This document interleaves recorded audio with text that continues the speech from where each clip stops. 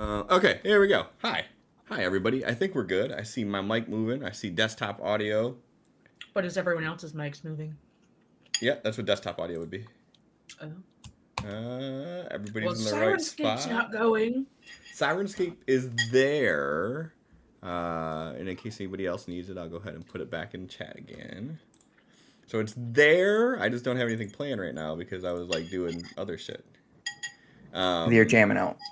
Exactly. I was jamming out to the intro. I created a scene that is running simultaneously with the stream scene that would be for vertical content like TikTok or YouTube Shorts and whatnot. And I'm hoping if I remember to do this, I'll be able to clip both of them at the same time, and then that way make things like that. So, I don't know if when you said you had everything set, you meant like it was going to play on the stream, but it still just says it's Cliff Gaming over there. No, the stream is going. Yeah. Why Refresh. is mine not? It Why does is that it to me every being so rude? often. It does that to me every so often if you're there too early. That's rude. And then the ultimate test to make sure that Sirenscape is working.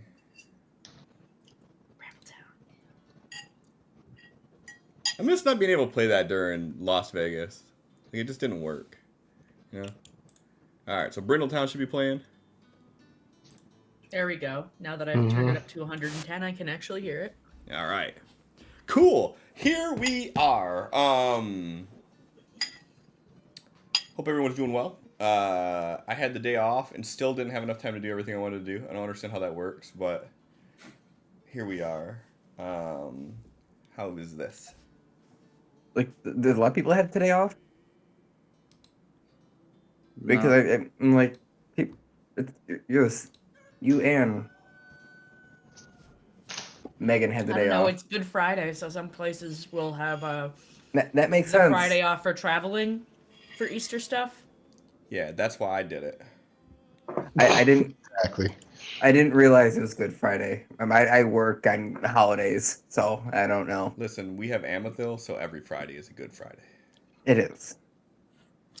Apparently, I need to look up what Good Friday is. Good Friday is the Friday before Easter. It's about to be Easter. Yeah. Yes. Sunday. Good Friday is such an ironic title for a. Hey, it's the day It's Jesus such a grim died. thing. Yeah. But he died Like, yeah, for your our sins, Messiah. so it was Yeah, they fucking killed him on Good Friday. Yeah. best Friday. Best Friday ever. Yeah, so, just more religious colloquialism fun. But I digress to that, and I would like to talk about more funner, gooder things, which would be Amethil. Who would like to do recap from last week?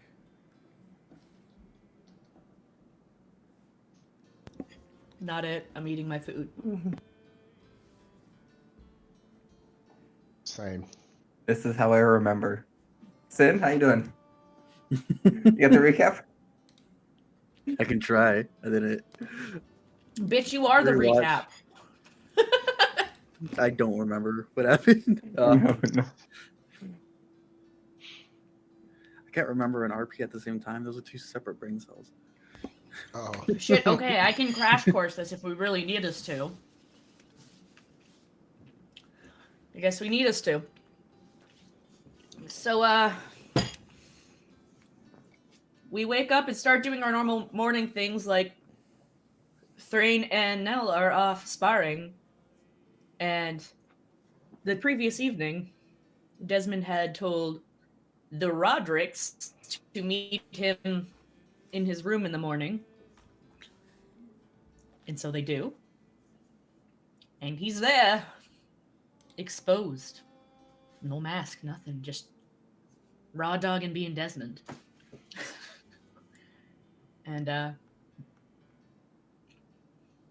talking like, hey, yo, not cool what you did about the whole poof you're gonna tell me, but I probably should have told you all anyways, and I guess I'm gonna do that now. So they make their way to the guild hall and set off bat signal via the very surprised... I almost called him Ludwig. What? Who the Why fuck is can't- Ludwig? I don't know, but my brain is not remembering his name. Quillwise. You know, good old Ludwig. All right, new Good NPC. old Gotta create Ludwig. him. Yep. Yep. Anyways, Quillwise, who's very... Oh. Yeah.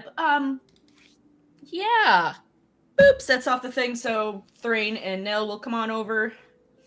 And then Thrain and Nell come on over. Chit-chatting and all that on their way.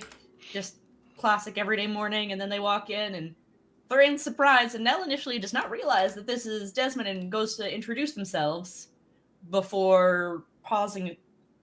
Desmond? And that's when Desmond decides to drop all of the bombs on us. Of, yes, this is me. I am I. I'm in fact Prince Desmond Dusk II, Prince of the Shatterkai.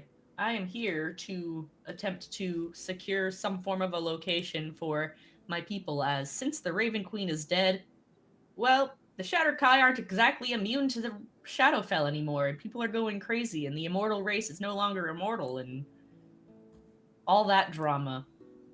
And we're all like, okay, yeah, we're down for trying to help your people. And then more discussion on the try to help your people portion comes in, and it's like, yeah, so since Amethil's here without a ruler, and we clearly are the type of people who are good to be rulers, we figured we would just show up and be rulers, and you guys could be my duchy. And we're like, pause. And as Roderick so eloquently put it, yeah, if you go to do that, you sure will unite the nation against a common foe.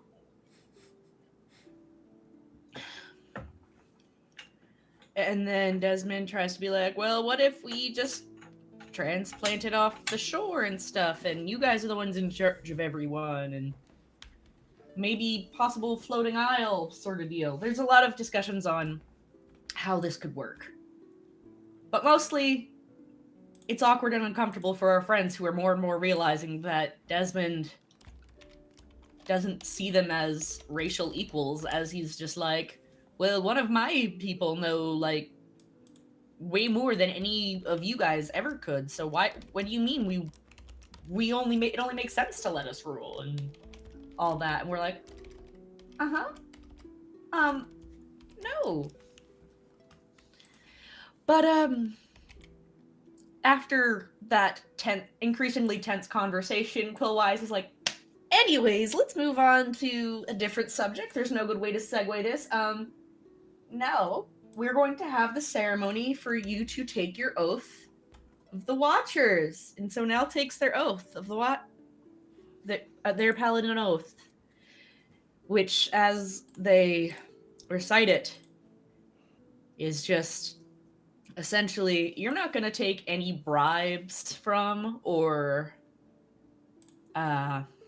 gifts from those of other planes, and you are here to protect the peoples from those of other planes, which is kind of the entirety of what Desmond's trying to fucking do. Esnell's just there side-eyeing Desmond the whole time they're taking their oath. They're just like, yeah. Fuck them extra planers. Anyways, after that lovely ceremony, we go, well, we have to now start doing things where people don't think, gee, what happened to the Eclipsean Order? Like taking our missions, not to mention the money that would come in would be helpful. So we open up all the letters that were just piling up, and we come up with a game plan of everywhere to go. First hitting Barrel's Hope, where there's some form of an artifact that controls weather that had previously gone missing but seems to have shown up. And then hoping to travel over to Arvos for something happening, I believe, in their mines. No, that's not the one that's the mines. That one is... I don't know. There's something happening in Arvos that seems very sketch. And then from there, just to southern Durian, just below South Durian, that's where there's a thing happening in mines. Then to Durian to hopefully use transporters over to Sandscale to make our way up north to this other girl who possibly wants to be a member of the Eclipsean Order, and making our way north, and eventually to Truded. No, we're from Truded. Numpton. Words are hard. Maps are weird. But, yeah. So we make our way over to Barrel's Hope and find out that this town-city location is not much of a town-city and more of a massive Omni church with a big ol' soup kitchen and houses, and that's about it. So now we are talking with the individual who appears to be in charge, who's instructing us on how to... Sorry, I'm just gonna make this small because I keep getting distracted by it.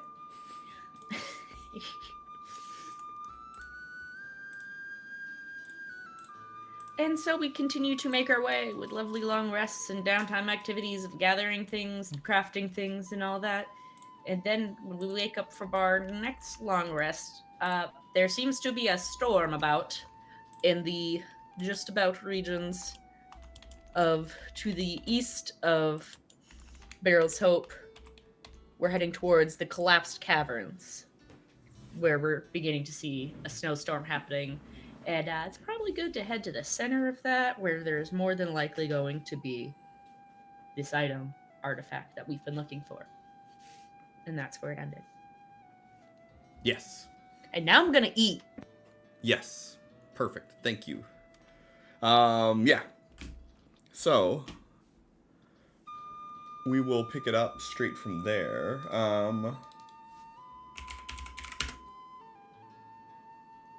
But first, I think we need some... Well, first, how about...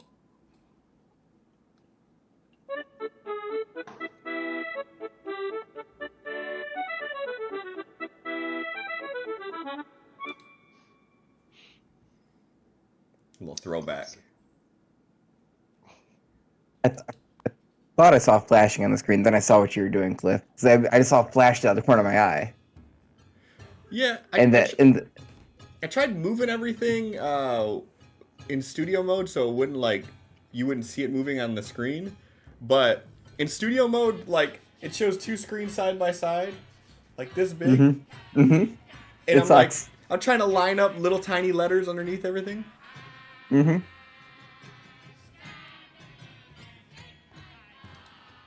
I've also noticed, I don't know if there's some of my settings in studio mode, sometimes it affects both live and not if you're on the same scene. I haven't noticed that, but it's definitely fucking possible. It's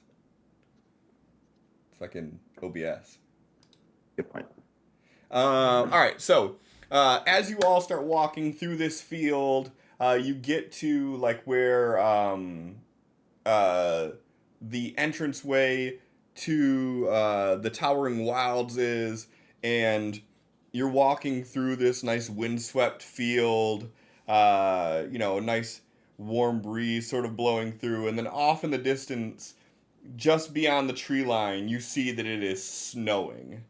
And there's no possible way it could be snowing based on the temperature that it is right now. Yeah, my pronouns are story/teller.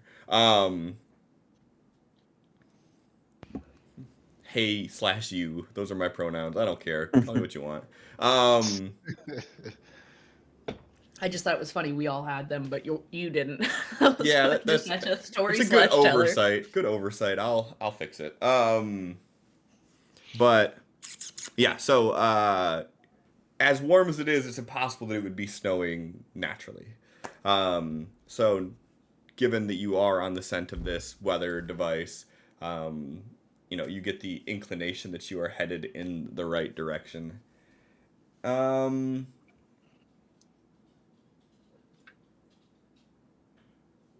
What's this sound like?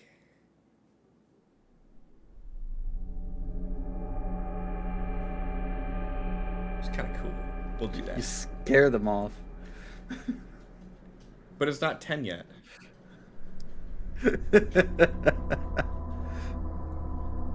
Wait, what happened? I looked down to clean my mic. I clicked a button and then all of a sudden John and Megan disappeared. Yeah, Cliff scared them away. Damn. Not again. It's too early for a break. All right. Well, that just means I'm gonna,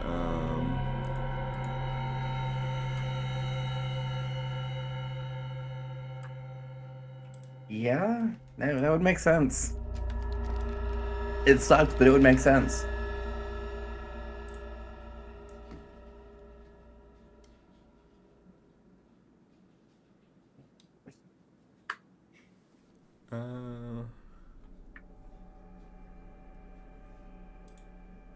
Are you at the new house, Jay?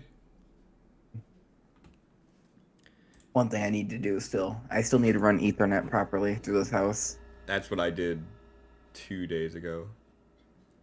I need to get up in the attic and drop cable down behind my computer so I don't have a computer running through cable running through my living room.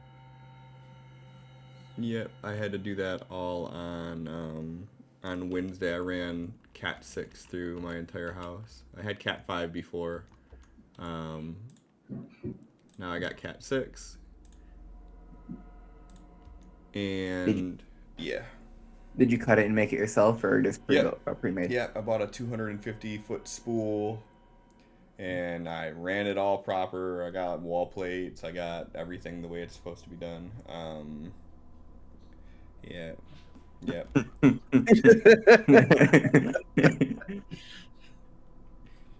Cat 4. We used to have a dog too. You got 4 cats?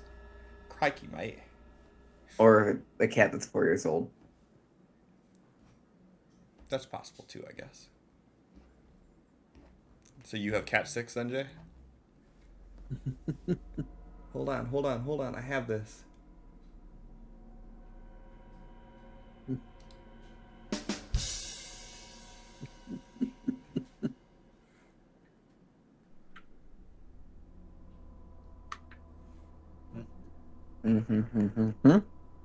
Hey, that works. works. Like laughter and shit too, but I guess they don't have laughter and shit. And I love that for some reason this is part of the universal sounds. Just universal sounds in Sirenscape. All normal things you'd hear in a D&D campaign.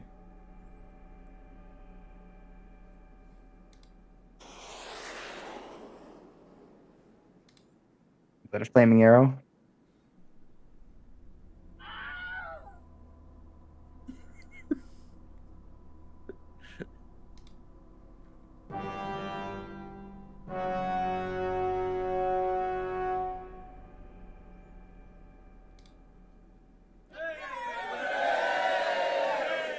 I do have it. Okay.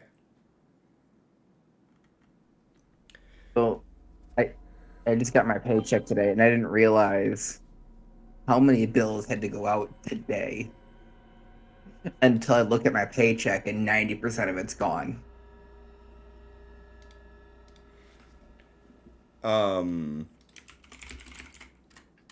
Yeah.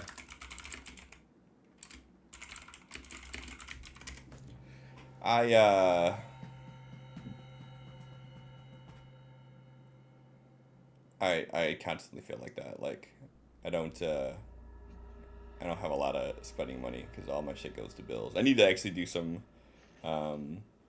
combining of things. Like I got like a loan out for when I got my roof and windows done. Mm-hmm. So I need to just combine that with like my home equity and reduce payments that way. The one payment instead of 10. Yeah, one payment instead of 3 that I have for everything. Yeah, I have way too many bills. And plus, on top of that, I have tool bills that I have to pay every week. Mechanic life. For your job? So, I have to buy all my own tools. Uh-huh. Hashtag mechanic life. So I pay between 4 different tool trucks. I pay $360 a week. The fuck? Yeah. You could have bought that shit on a credit card at Home Depot and paid less. You could have paid that per month. In 2 weeks it'll go down to 310, I think. And there's $50. I don't know if it's 360 or 310, but in either way, in 2 weeks it's going down $50. And 3 more weeks it goes down to another $50.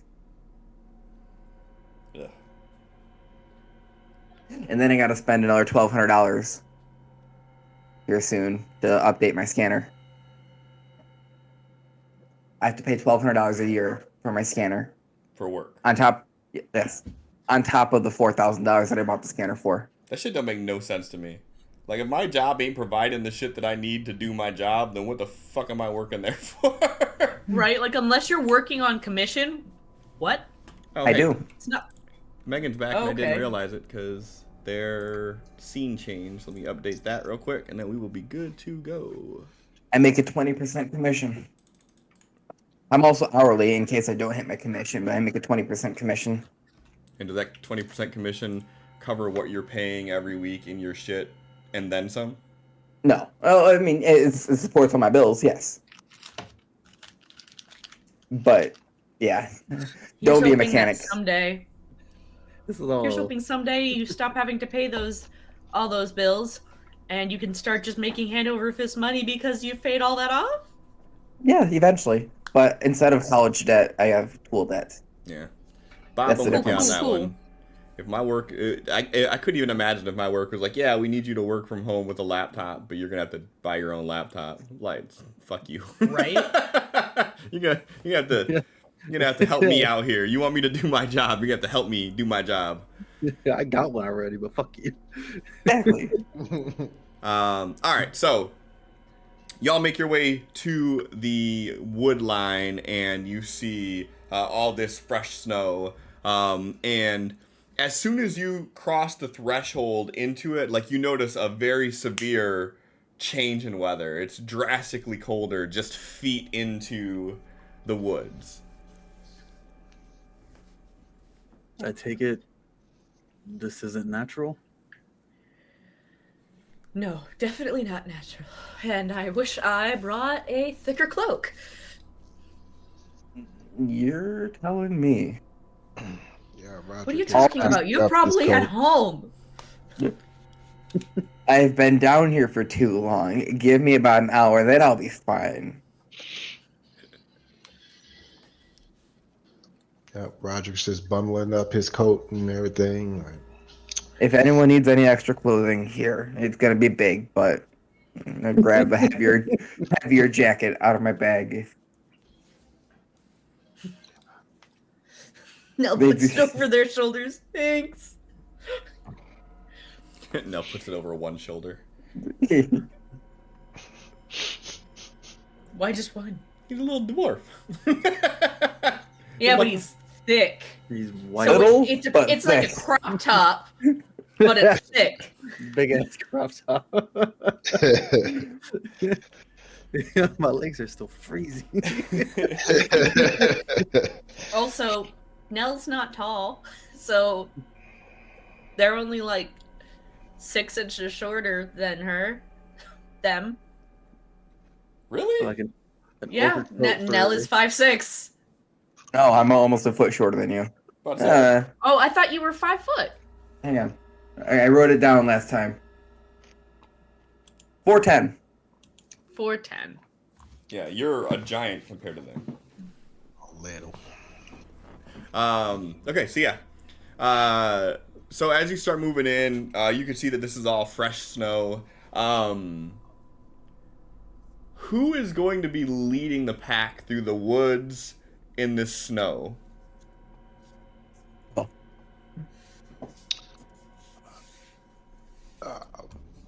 You said I you, can try if nobody else can. you said you will, Adam? Yeah. Okay. Is it cutting out again? It, like, you were like, what? A little bit. That's all I heard was like, what? Like the tail end of it. Okay. Maybe your mic sensitivity is too low, so we're not getting all of it. That should change it. Go ahead and give me either a nature or a survival roll, Thrain. anything to do with the snow? Do I get anything because I'm from the north and live around the snow? Uh, And if can I give some him any sort of support? if if anything were to pertain to something from the north, I would say yes. For this right here, navigating through the woods, it's not like you can just say I walk in snow, so I know how to find north in the snow. Okay. So I would say no to that one. Okay. Roderick, how are you going to give support? Just with his skills of living out and kind of just living in the cold weather and just kind of like he lives in a village, but he's used to like going out and pitching in for the village and everything. I was gonna say you live right next to a it's like a forest. Yeah, but Yeah, say, do you do a lot of hunting and going through the forest then? Sure. pretty much. Sure. Roderick, go ahead and give me a nature or survival roll. We will go with not helping very much. Yep. Thrain, go ahead and give me nature or survival. No bonuses. Oh, that was almost. All right, so you all start making your way through, and as you walk a few minutes into the woods, the snow starts to pick up more and more. And before you know it, you are all inside of a blizzard. Uh, Desmond, do you have any warm clothes? Desmond is popping off prestidigitation every few seconds on himself, just warming himself up. But other than that, he like has and he doesn't have any cold like climate gear, but he is bundled up like head to toe, Yeah, no skin but exposed. I would say with that, if you're wearing the same gear that you would wear just out normally, that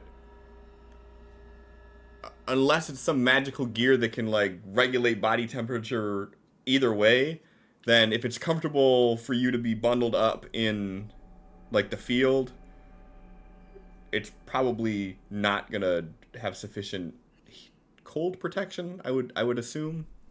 We could bundle ourselves up with our bedrolls if necessary. Sure, that's an option.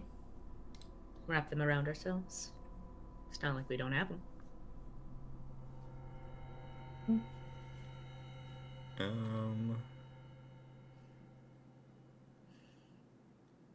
And for prestidigitation, I mean, it says that you can warm a cubic foot of food. Yeah. So, I mean, I guess you could, like, do something to keep yourself a little bit warmer. Just every few seconds, like, boop, boop, like making the way up and down just the doing body. a refresh. Desmond, go ahead and give me a con save with advantage. I like the prestidigitation thing. That's funny. Just to try to see how that would work. A cubic foot at a time.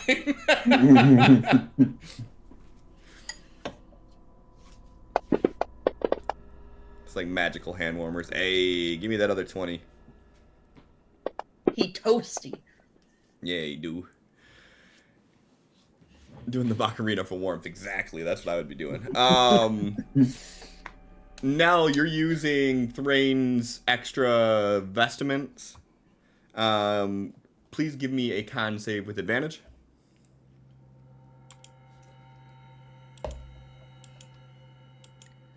Boo, boo, boo, boo. Nice. Good going. You are starting to feel the effects of the cold setting in on you. Anything that has to do with any sort of dex saves will be made at disadvantage as you are not moving as well as you would if you were warmer. Roderick, you have any things that you're warming up with? He just kind of keeps his usual coat from living up north on him or anything like that, like, but nothing else fancy. Okay. So I know in your art it shows your arms exposed. Would this coat like make it where your arms aren't exposed at least?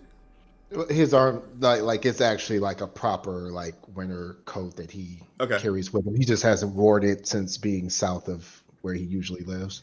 Okay. Go ahead and give me a con save with advantage, please.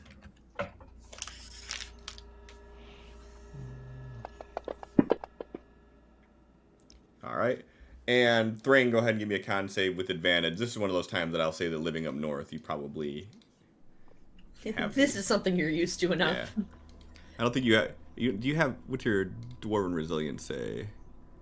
For poison. Yeah, you're good. Just go ahead and give con with advantage.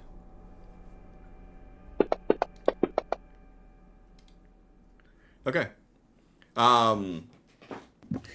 Nell, who's from the very southern tip of the continent of Amethil, is here freezing, shivering, and I've decided this is the first time they've ever seen snow. They've never gone that far north. Okay. That's Unless it snows in so Durian ever. It does snow in the plains. Probably not too frequent, like the further south you go. So if they've never really They've never left seen deep Durian, snow, probably then. Probably not, no. But if they've ever left Durian, they've probably seen snow. They maybe seen snow like a snow flurry, like as a freak storm a few times in their life.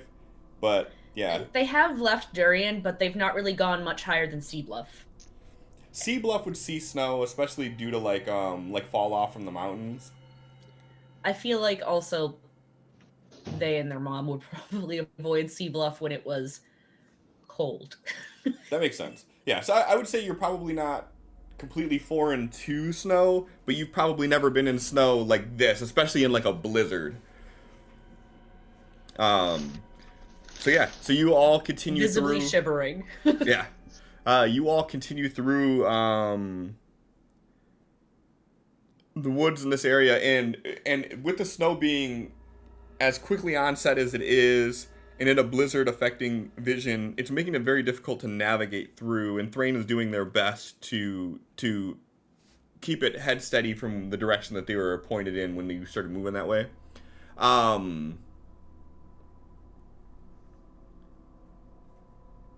Everybody, give me a collective perception roll at disadvantage, please.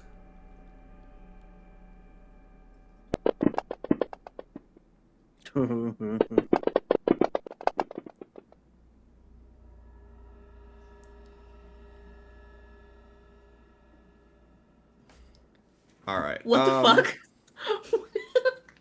We're killing it, guys.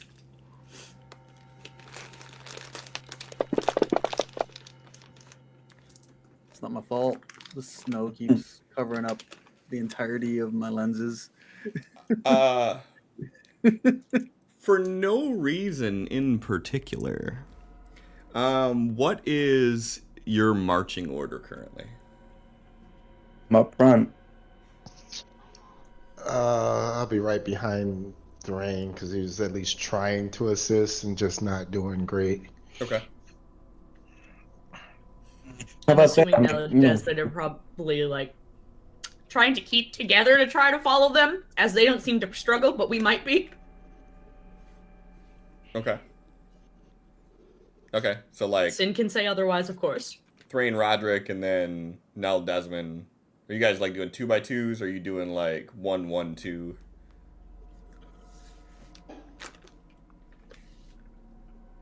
I was thinking maybe 1-2. 1-1-2. Okay. Thrain, Oh. please give me a deck save. Did we lose them again? Did we? Yep. Yep. And they're back. Oh, One. Megan's back. Hey, there's John. No thanks. Is Adam there? Yeah. It's Hello? not showing Adam for me. Yep. I'm Adam's not there. there. But anyways, we'll continue. Maybe they'll come back in. Yeah, Adam's there for me. Everybody's there for me now. Mhm. Okay. Okay. So, as you're walking through these woods, all of a sudden, Roderick, you just see Thrain get yanked up by his foot and just thrown up into the air, probably about 12 feet, and then just dangling about 6 feet off the ground. We traveling by horses No. No, you're on or foot. just regular on foot? He goes, "Halt!" And then he jumps to cover behind a tree or anything, and he just immediately starts scanning the area for any danger or threats. Okay. So Nell and Desmond, when Roderick says halt and then runs and jumps behind a tree, what do you two do? Automatically assume he saw something I didn't and get in defensive position and draw my weapon. Okay. Do they see me fly into the air? I mean, they would see that. It all pretty much happens at the same time, but yeah. Okay. Yeah, Desmond's gonna like take a knee and look around. Okay. Okay, so I can't even hear Adam. So I'm gonna Yeah, leave let- video and come back. What is it with me and breaking stuff? I don't think this is a you thing. Well, I mean, last week. Fantasy Grounds hates me. Here we go. Now I can see and hear. Cool. Now I gotta re-add Megan. I mean, it wasn't gonna work with me not being able to see or hear Adam. No, I just don't understand why yours, for some reason, it always changes the source. Like John's comes on the same source every time. Yours is different every time. I'm using the same link. I just saved. I don't know. I'm sure there's probably some simple explanation, but I don't care enough to do it. It's 2 clicks to change the source. All right, so Adam gets yoinked up, or Thrain. Adam's fine. Thrain though, not so much. Yoinked up by his ankle. Roderick says halt, runs behind a tree. Nell, you said you're pulling weapon out. You're basically getting in defensive stance, Yep. and then Desmond, you're kneeling behind them. Mm-hmm. Okay. Roderick, as you take off and move through the woods slightly to get behind a tree, you spot that there's a couple more deadfall traps in this area. Okay.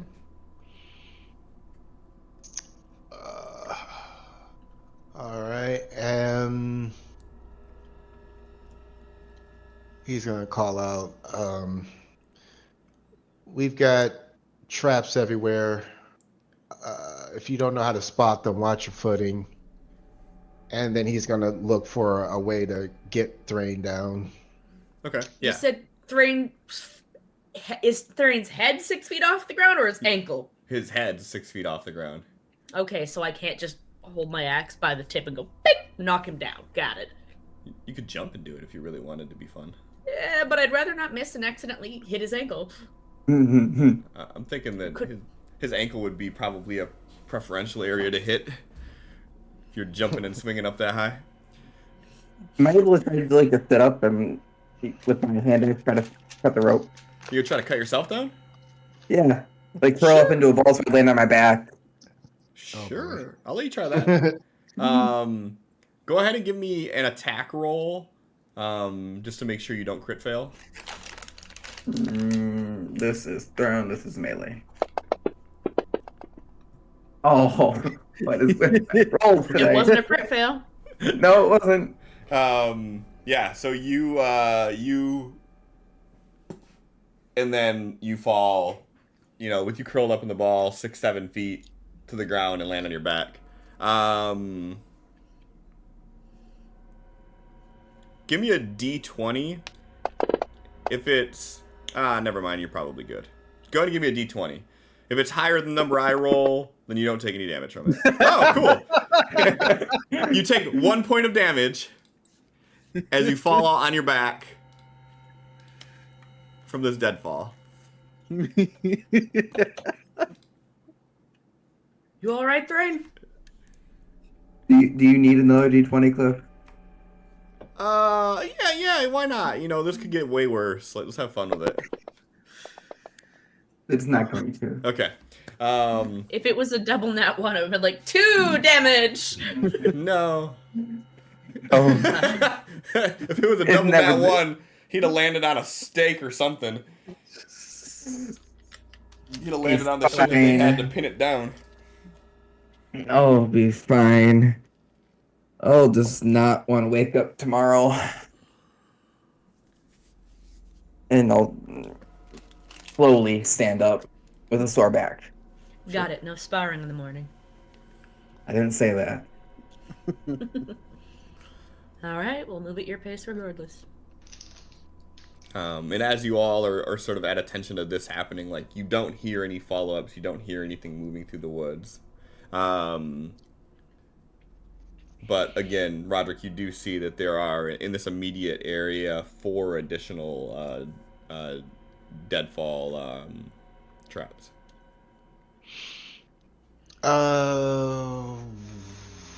What would I need to roll to determine if these were made for humans, or does it look like this is like actual hunters' traps and snares and all that? Sure. Survival roll for that. You can kind of discern a little bit from it. Hey.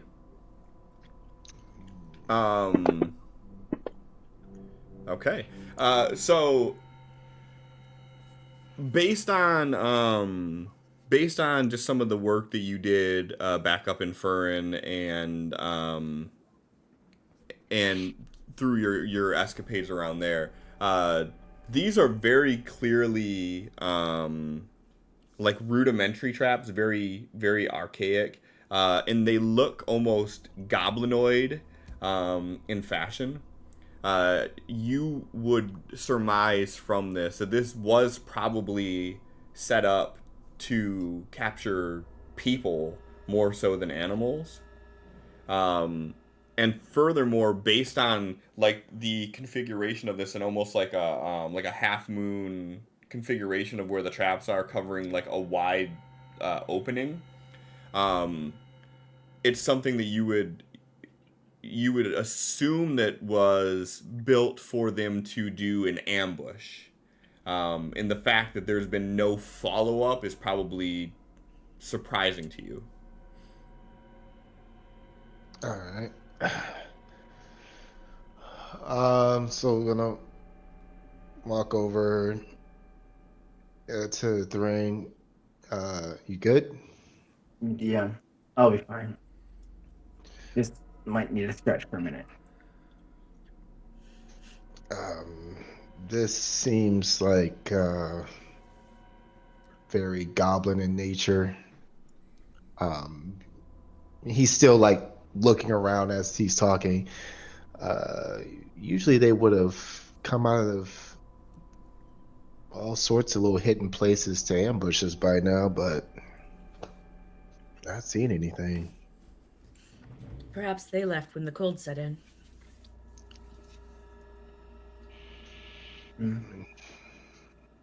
Interesting.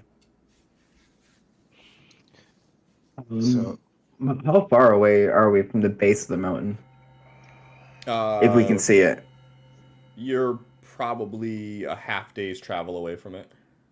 Okay.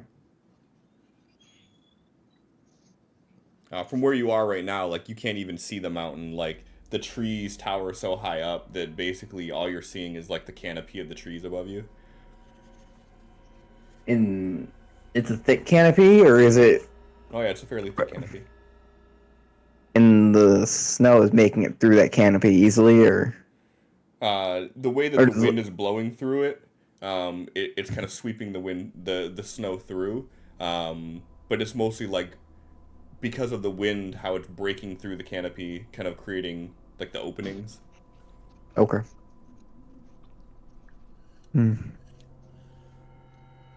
Yeah. We definitely need to be careful with the traps. Because that hurt enough. But it'd hurt a lot more if there was someone to poke us while we're up there. I'm sure it hurts a lot more to have something Yankee like that and hold tight when it's this fucking cold. Didn't feel good, that's for sure.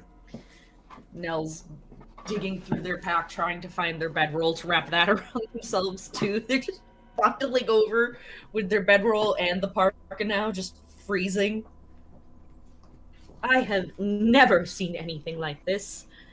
Only ever small passing storms for me, so this is new. Feel a little much, but nothing I haven't dealt with before.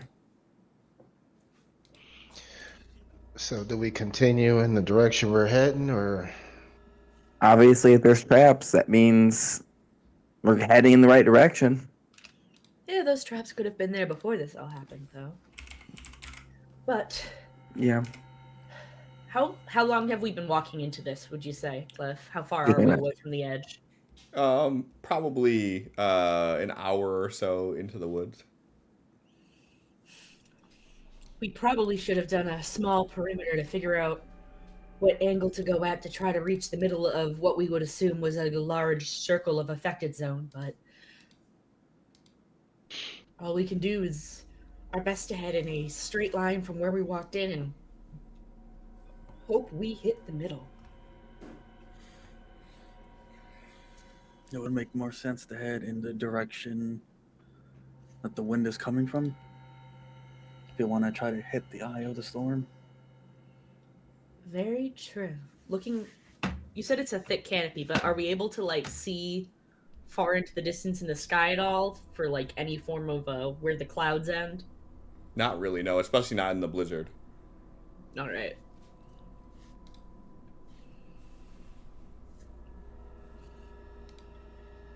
Is there... No, that won't do anything.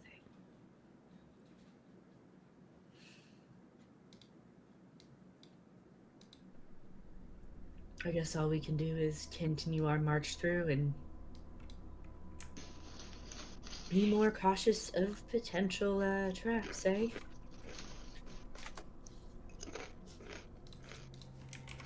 I'm not very good at this sort of thing, so I'll do my best, but somebody else would probably be better at looking for the finer details. Yeah, until we get more information, we don't really have anything to go off of. Other than don't get in the traps. Yeah. Other traps we wouldn't be able to see would be if they did any pitfalls. Unfortunately, the snow would make that exceedingly difficult to spot. Hopefully, they didn't set any of those up.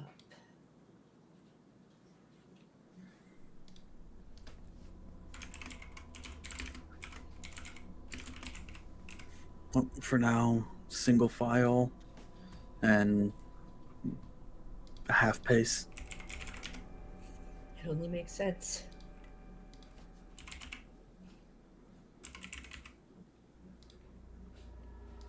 All right, and with the newfound information here, everybody go ahead and give me perception rolls, and we're gonna use your collective average for navigating through here. I apologize. What I miss? What are we doing? Perception. Perception. Okay. We're pretty much just continuing marching with attempting to see if we can spot any traps. Okay. Cliff's doing a group average. I'm gonna have to run some kind of keylogger on John shit to see kind of program he's got running for those 320s this game. no? Don't worry about it.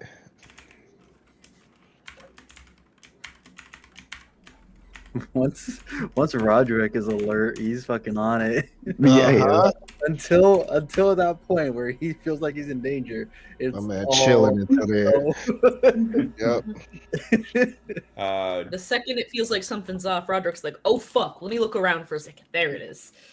I'm gonna go ahead and add that second 11 into Roderick's roll and give him a 31. So your group average is an 18.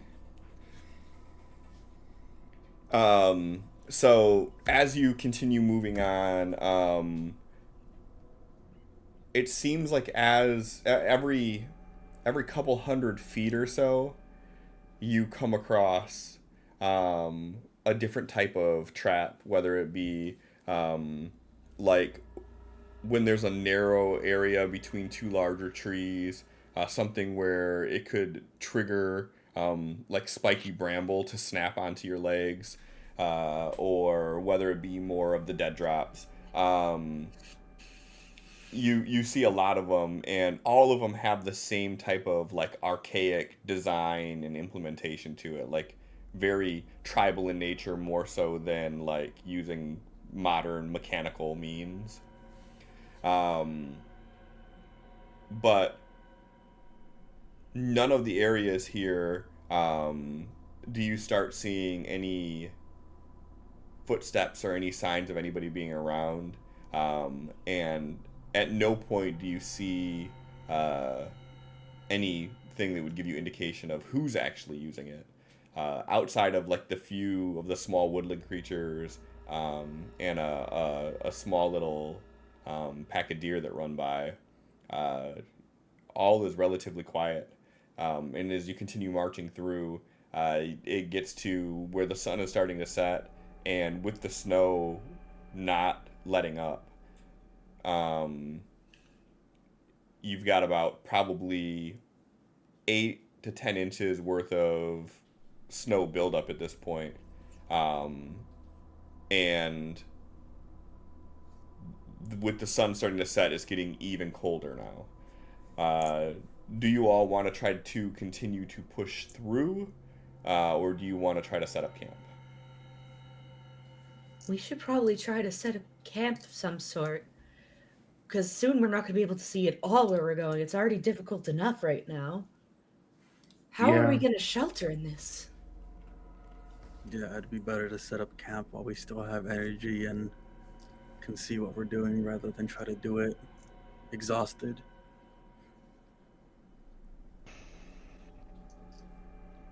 Way to set up camp in a blizzard. Would you know how to set up camp in a blizzard? Yeah. Yeah, I would assume Like- you would. Okay. Yeah. Well, I'll start explaining how we would do it. My brain's not working well enough to do it. Just To doing some sort of like half walls of snow to be built to shelter from the wind. And Yeah, Do go what to we the can base to of a make a fire. tree. You go to a base of a tree, you dig out around it and down so you can lay on the ground and get leaves and stuff put over it. The trees itself will stop snow from landing directly on you. especially if it's an evergreen. Mm. But then again, it's not like these trees don't have leaves in general, as they are thinking it should be summer. Yeah. Sure.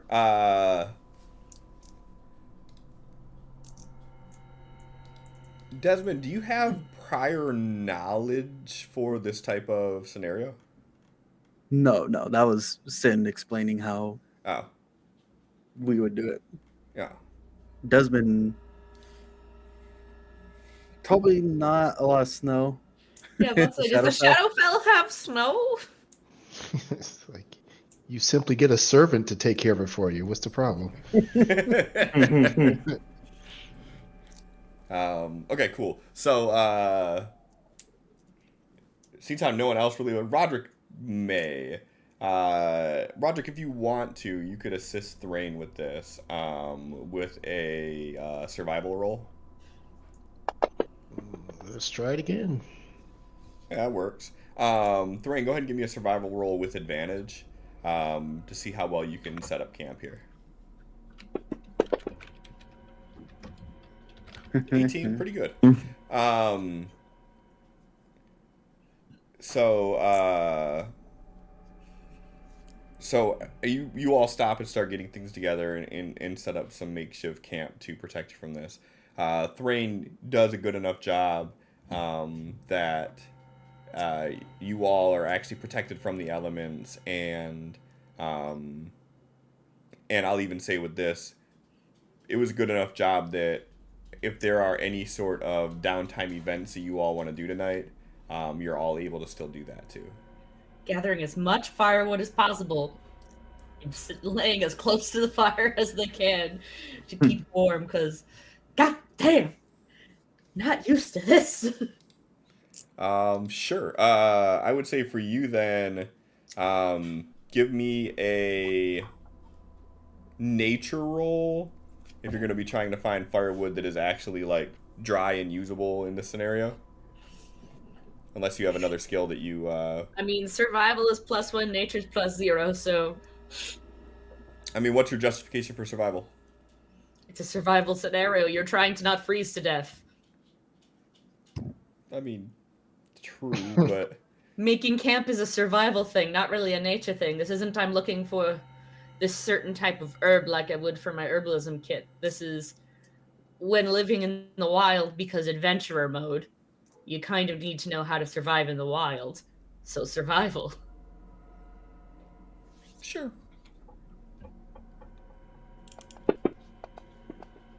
Good.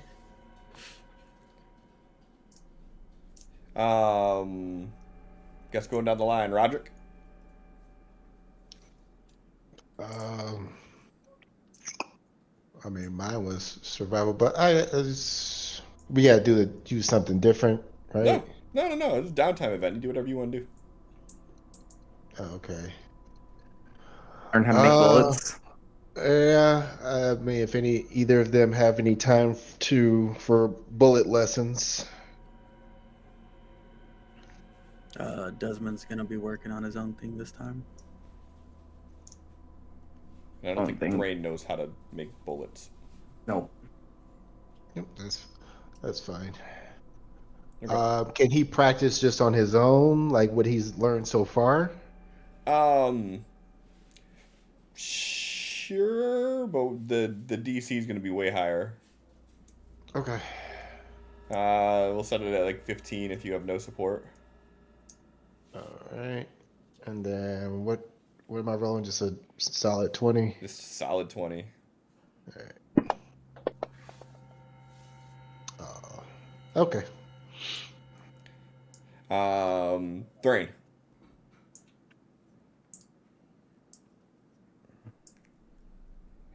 As he throws food in his mouth, really, Cliff? Like literally, as he let it go, Thrain. Like I said we're going down the line.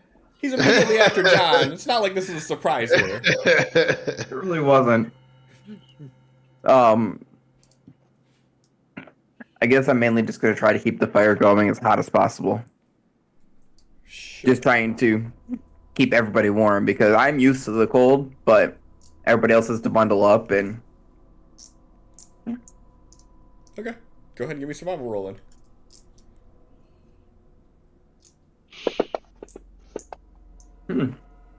All right. I just want to make sure I'm not being disruptive. Can you guys hear the clicking of the fidget I'm messing with? A little bit, but I'm not. It's not bothering me any. Yeah, it's not disruptive, at least not to me. I didn't actually know that was going on until you brought it to my attention. Right. Right. Oh yeah, that I have been hearing that. No worries. So, Desmond, what are you doing? For the first 6 seconds, he sees Thrain struggling with the fire, uses prestidigitation to light the campfire, then goes and does his. So like, the conversation would be like Desmond walks up, lights it, looks at Thrain. Do you have any materials I can borrow? I have many as well. Anything anyone can spare? Whatever you're doing is probably way more important than whatever I'm doing. Nell's rifling through and is going to hand over their uncommon crafting components. Sure. Subtract 10 from your total. Sure, now I only have 4. Okay. Yeah. You'll just get a glare as Nell offers theirs. Nell will or Desmond will? Nell will, or not Nell. As Nell offers the crafting components, Desmond's getting a glare from Thrain for lighting the fire. Oh, Thrain's down there with flint and steel. Mother. Trying to avoid using magic. he's like, yeah, I'm on like just using my raw manpower survival skills. I don't need no magic. I got this. Nope. Oh. Meanwhile, Desmond's like, why do hard way? What can do easy way? Desmond, what are you going to be working on? He's gonna try to work on a weapon because there's traps mentioned of Goblin might have set him up. So he wants to actually be able to defend himself, and he doesn't trust throwing a dagger or a spear in the middle of this blizzard. Fair.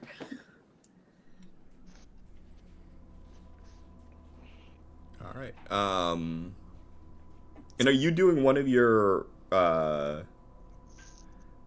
class ones?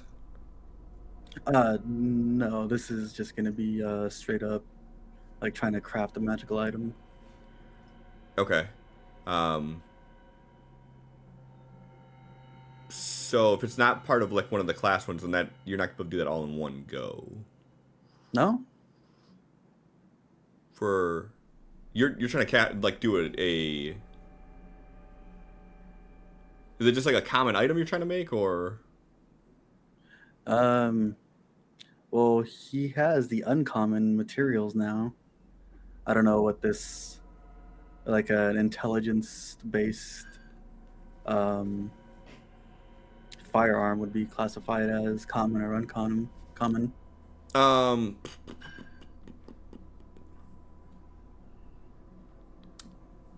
mean, probably uncommon, and if you already got the stuff for it, that's fine.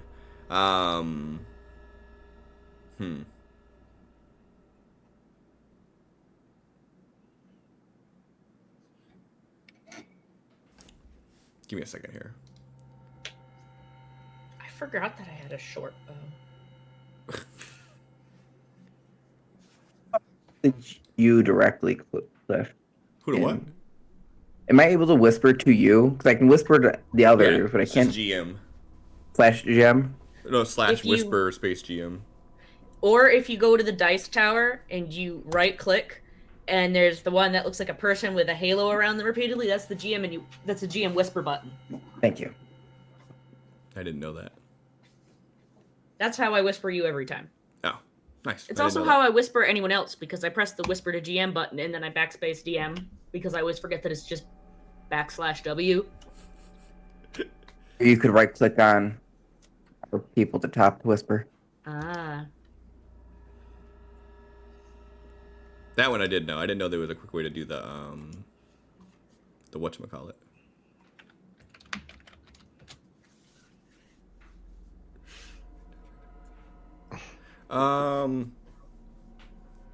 So yeah, just give me the give me your Omni tool roll. We'll do it like normal here. I don't have a good system put in place for how you would create a magic item. Like being able to create it all in one go seems a little bit harder than like doing like a potion would be. But also I have to keep it in consideration that you're a fucking engineer. Like that's what you do. Desmond's made 2 already. But those were part of your infusions though, weren't they? Nope. I've only ever made 1 infusion. Okay. That one only takes an hour. It doesn't even take a long rest. or downtime. Gotcha. Almost. All right, so yeah, so that one failed out with this one. And then what did we say for not getting it? Was it you lose half the components? I have this in my notes somewhere. I believe so. I think it's half if you. If you If crit you crit fail, it's failed, all it of was them. all. Yeah, yeah. Not the uncommon crafting components. He's an artificer, but he's not that good at crafting.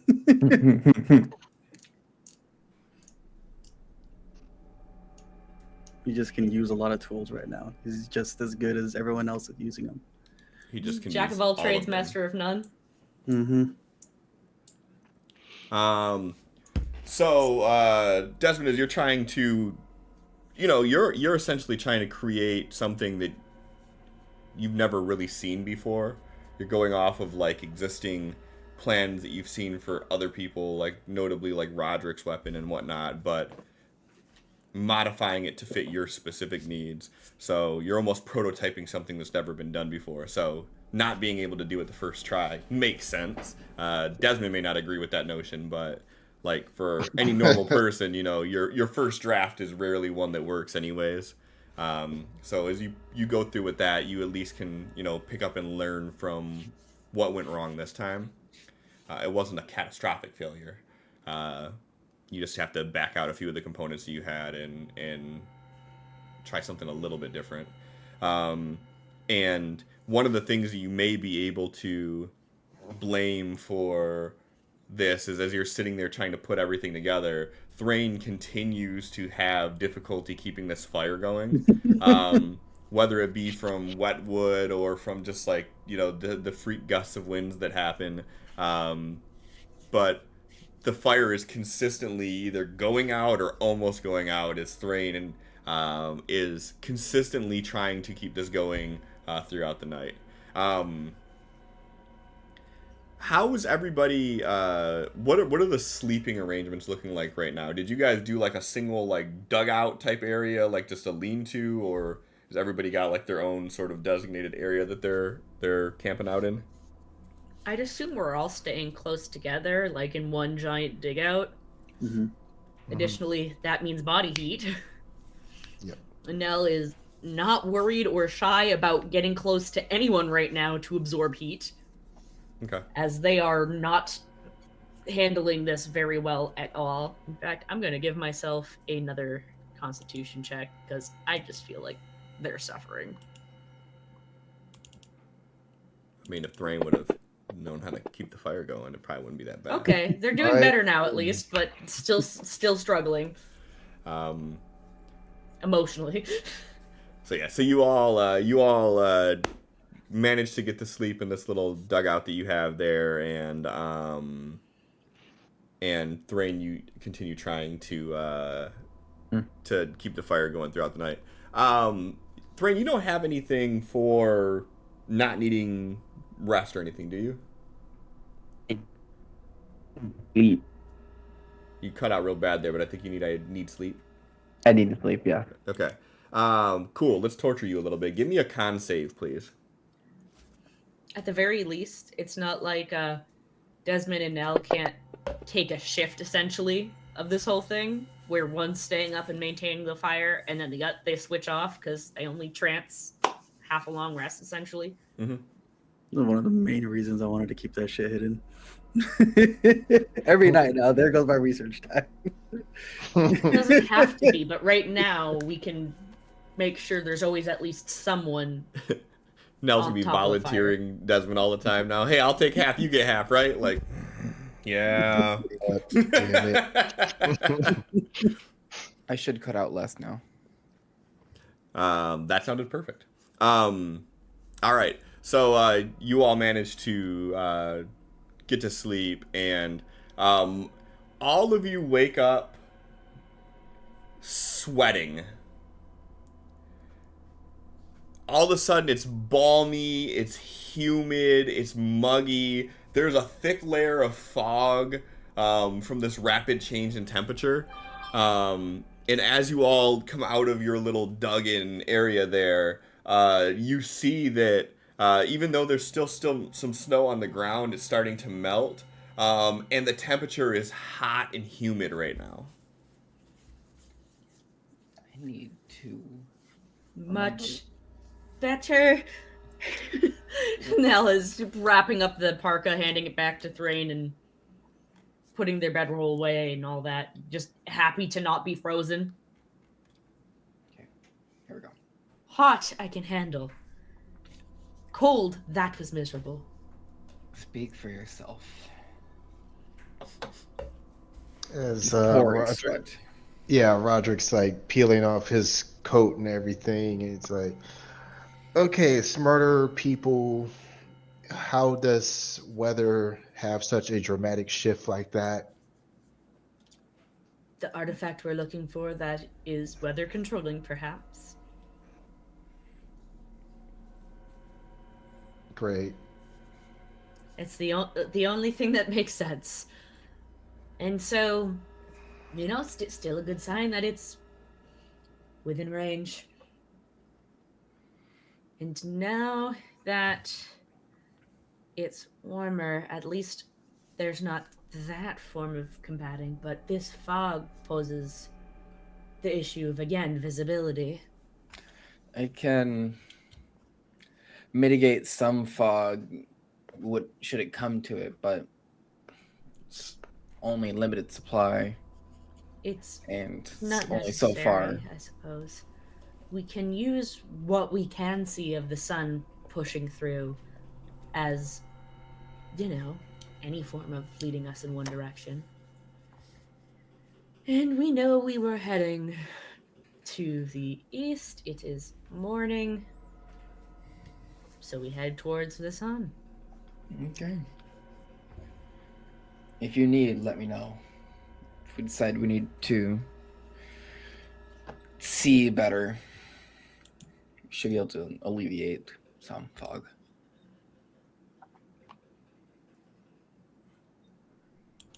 Mm-hmm.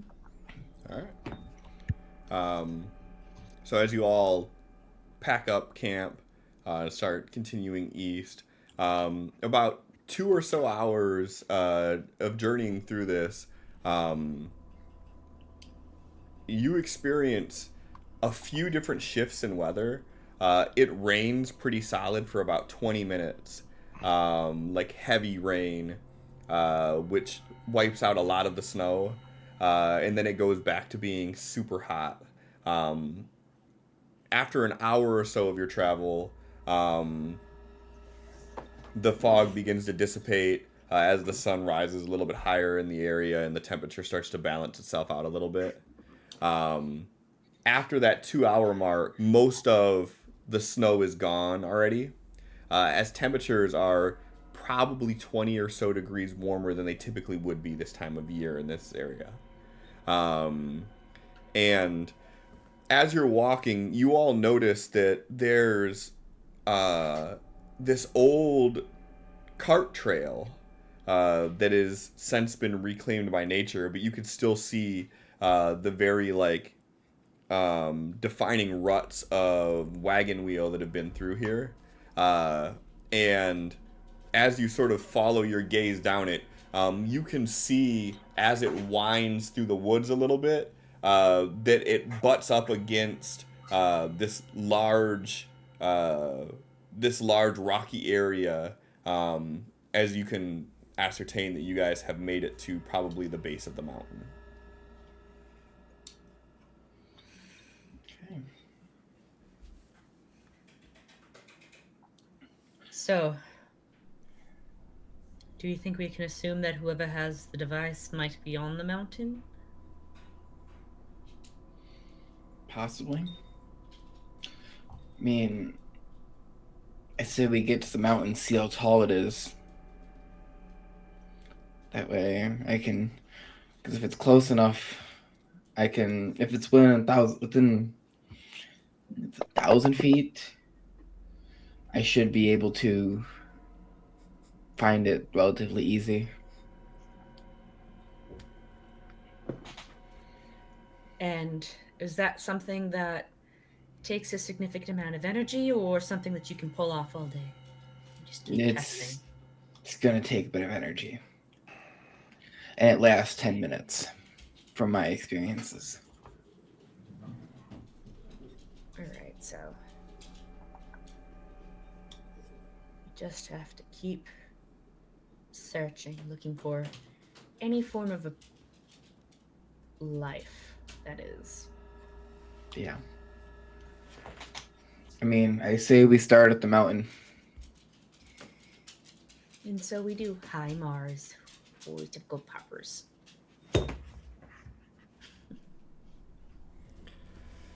All right. So you all follow the derelict trail and where it dead ends at the mountain here. You can see that there are like large boulders where it looks like there may have been some cave in or something. Um, Everybody go ahead and give me a either investigation or perception, your choice, whatever's higher.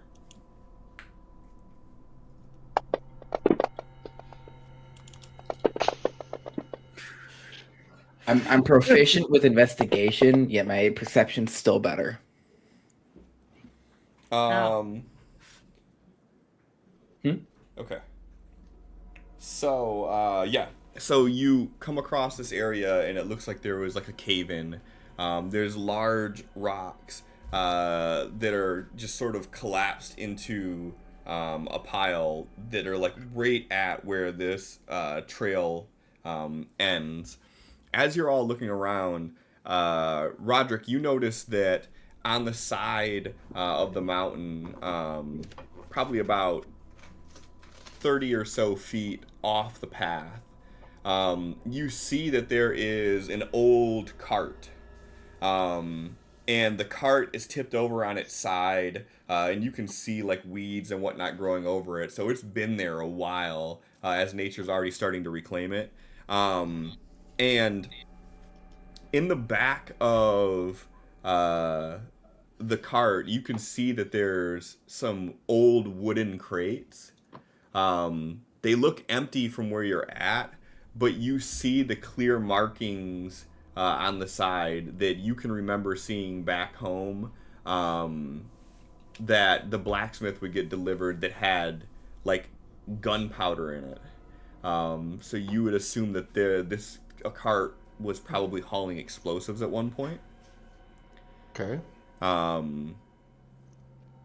Thrain and Desmond, giving given that information, which I'm assuming Roderick would share, Yeah. and based on how this cavern has collapsed, you two would be able to come to the assumption that these caverns were probably purposefully destroyed. Nell, give me a history roll, please.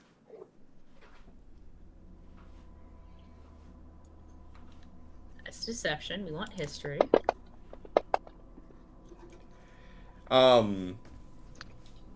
Upon hearing about the caverns collapsing and the old cart that Roderick found, you can remember stories that you heard when you were younger, probably about 50, uh, 50 to 60 years ago, of a small platoon being sent from Durian to take care of a goblin problem, and the group never returned. So as you all sort of walk around, you find yourself standing at the base of this large mountain, collapsed rocks everywhere. There's a small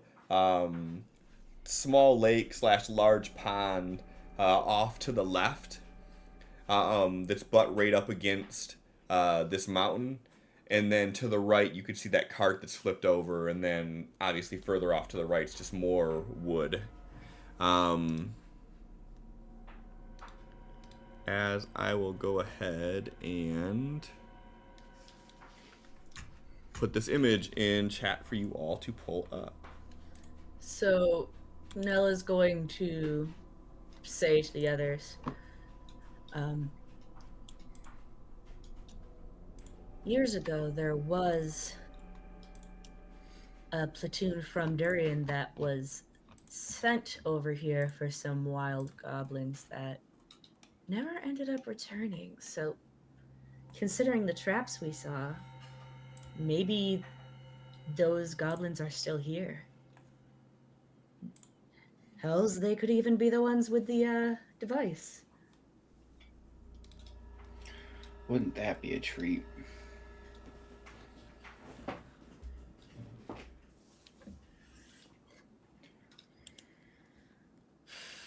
Let's just hope they can be reasoned with.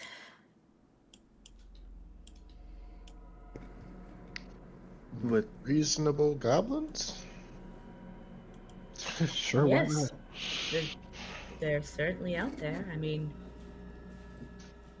those who were from the city the king founded, always normal, average people. Granted, I know that the tribal goblins are different, but who's to say they can't be spoken to? It's not like they aren't intelligent beings as well. Desmond starts walking over to the cart. That's disgusting and disturbing. What?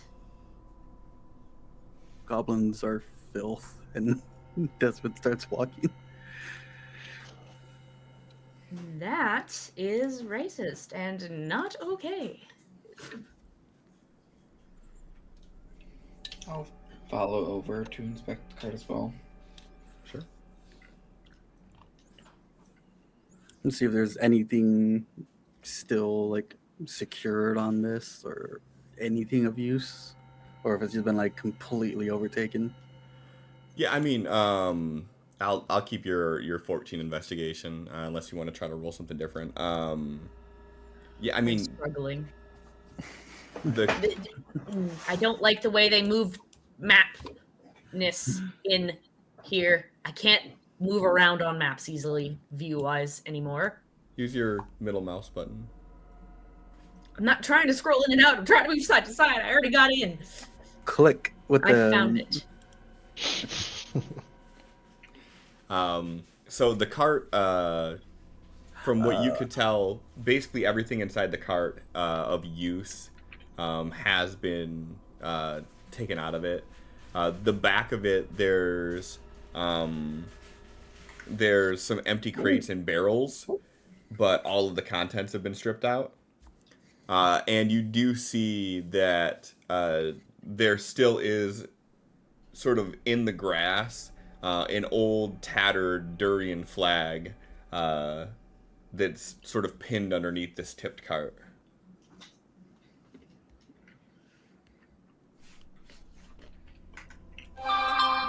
Nell would want to be investigating where the collapse happened to see if there is a way in, because goblins typically take shelter in natural structures like a cave, so perhaps there's a way in that they've been going in and out. Sure. Would I be able to assist her with my knowledge of mountains? Considering I'm a hill dwarf. I mean, you're not a mountain dwarf. You're a hill dwarf. Oh, there's a difference. For one. For two, I mean, sure, if you want to try to assist them in discerning anything, go ahead and give me what skill do you think would be appropriate for assisting in this matter? Investigation. Sure. Looking for a way in. Sure.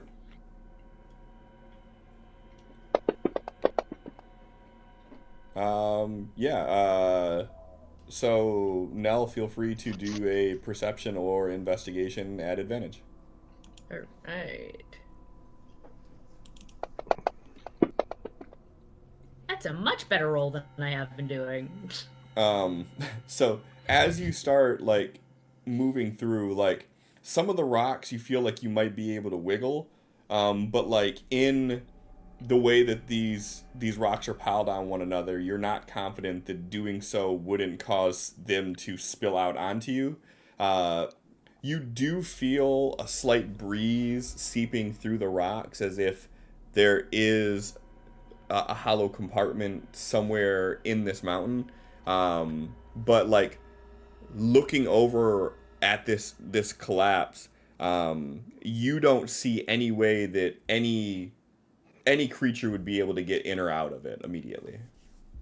So I don't believe this would be where somebody would be going in and out, considering how it's set up, but the airflow exiting it would lead one to believe that there is another way in. So they could possibly be inside. Should we keep walking around? Not a bad idea. Drain, how long did you say that ability lasts so you can find the item? Around 10 minutes. Hmm. I did Doesn't some gonna mild testing and True did. doesn't gonna hand you a potion wrapped in like a leather satchel. Drink this before you activate that. You might be able to cover more ground and get more use out of that ability. Should I do it now then? Maybe see if it's tells me the direction, so we might know if it's up the mountain or if it's just in. If it's close enough. If I it's mean, close. you can do it again, or we're gonna have to make camp. I can do it twice in a day. But I'd rather not have to do it twice. Perhaps we should attempt to scale a portion of the mountain then. How? What's the range on it? Hang on. Let me 1,000 feet. I know, I was trying to roughly 1,000 Sorry, feet. you were RPing it, got it. Yeah, I was trying to think of a distance that'd be good to compare to 1,000 feet. But that's 1,000 feet. That about is 1,000 feet. very precise. I admire your attention to detail. Like I said, I did a bit of testing and True did. Okay. It might be worth it to. Nell's going. And Bye! It might Listen, be I pressed worth the it wrong button. to give that a shot now, so we can know if we should put our efforts in here at this mountain, or Keep if going. it would just be a waste of time. Do you have the drawing still?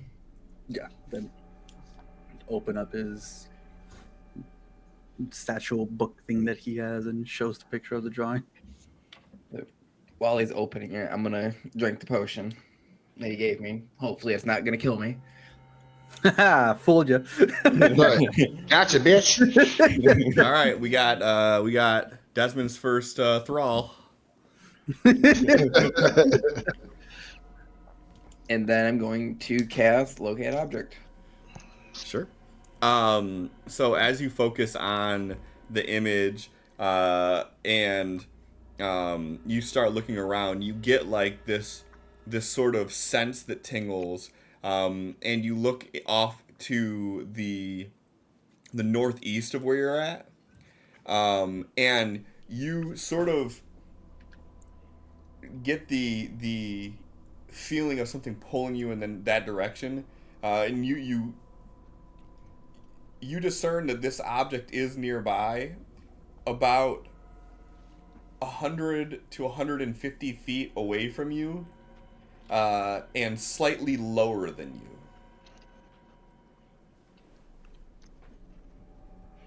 Okay. I'll start moving in that direction. So you said about, and then Damn. I'm gonna run over Ow. here. That potion you gave him. Right. Works hella good. Yeah. Start working this way. Yeah, I mean, as you And- move that way, like you could start feeling like this pull. It almost feels like a magnetic pull to you that just focuses your attention, and you're starting to feel it like go more and more towards your left, so almost like straight due north of where you are. But you still sense that it's really about 125 feet away from you. I'm gonna run along this edge Mm-hmm. I love it. instead of going over there because I'm trying to find a way in, considering I feel it into the mountain. Mm-hmm. I mean, you're met with nothing but sloped rock. But like as you're moving about, like you're feeling again this magnetic pull, sort of guiding your internal compass in a certain direction. And as you hit where you're at right now, you start feeling it like behind you slightly. Okay. Oh, it's definitely down, so we need to find a way in. And it's definitely feels like in the mountain. I'm assuming you guys are following me. Or you guys- Yes. Mhm. So, Cliff, when Yeah. you said it's slightly behind, do you mean like towards the tree behind him or No, into the like mountain behind him? so as he's following along the side, it's like on his left, and then when he got to where he is, it's like slightly behind to his left. Okay, So so it's still pointing in the direction of that mountain. all right, so we've just got to find a way in. Exactly. And we'll just keep wandering along. Sure. Desmond's gonna like tail back and start walking with Roderick. Do you carry any of that gunpowder on you? I mean, just what I need to attempt to make more bullets.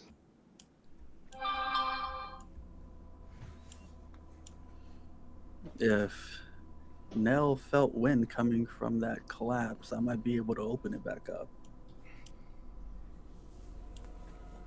Um, But then we're releasing whatever's in there if it doesn't have a way out already. but there's a chance that the artifact is in there, so that's one of those things where normally I'd say no way in the hells that we should do this, but that is our life now, so yay. Yeah, I don't see a reason to go after this personally. A little change of weather every now and again in the woods isn't hurting anybody, Hmm. but it's our job. And so it would seem. I haven't noticed any change in the mountain. I mean, you're still feeling it to your left. As you get to about there, all of a sudden you're starting to feel that same pull again, where it's like you're passing it up. So it's like immediately to your left, but you're still feeling it like 50, 75 feet away from you and still lower than where you are. Have I noticed an elevation change as I've been moving around the mountain? I mean, the landscape obviously isn't perfectly flat, so I mean, as that moves up, you feel a slight shift, but I mean, like, you don't get any inclination that this item is moving. Like, or have I been like specifically going down at all, or is it just No. relatively speaking flat? Yeah, I mean, for the most part, it's a mostly flat area. Okay. Just come up here and just keep walking. If I can grab my token. Hold on. I have an idea. Something feels like to me that it's going to be an entrance near the water. Desmond like yells, kind of like raises his voice to talk to the rest of the group. I'm gonna go check in the water, see if there's an entrance down there. No, don't split up too much. I can travel with you if you like.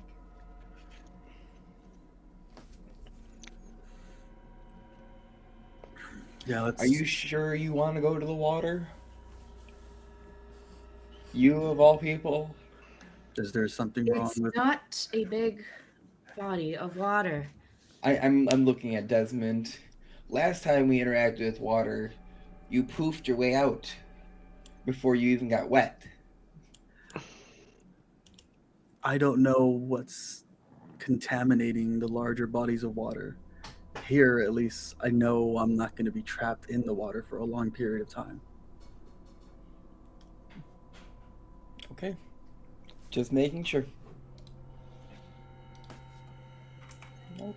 Nell will join Desmond in going to go check the water, as clearly they had the same thought at the same time.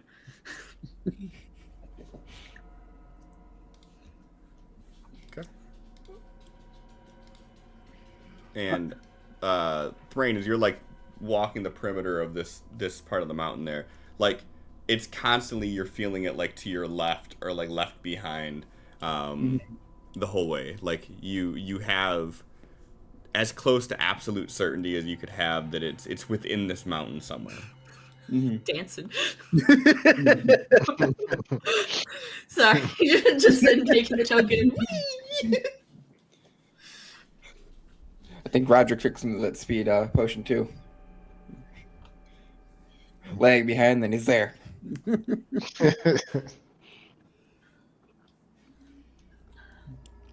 both checking? Or should one of us stay on land? I'm staying on land. You are with Thrain. Desmond and Nell are near the water. Oh, and so I am. It keeps the Wait, map you said we zooming me weren't- way out. You're abandoning me? We had already said that we weren't splitting. That Nell was going with Desmond, so Okay. I had the wrong icon because both of them are white as hell at a distance. Okay. zoom in, sweetie. I will say that Desmond's always in his mask still. Even though his token is without the mask. Yeah. Here.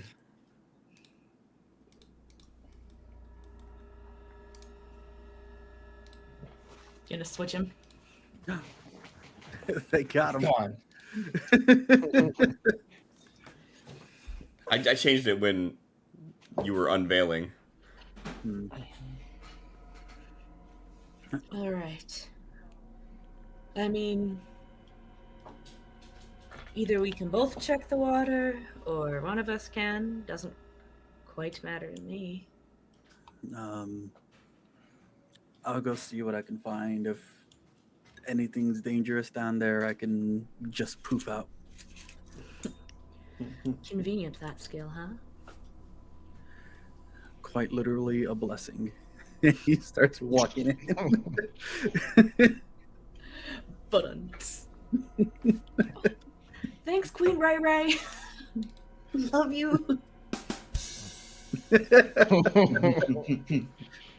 Got the little tinkerer's tool that he keeps in his pocket. He just slaps it real quick.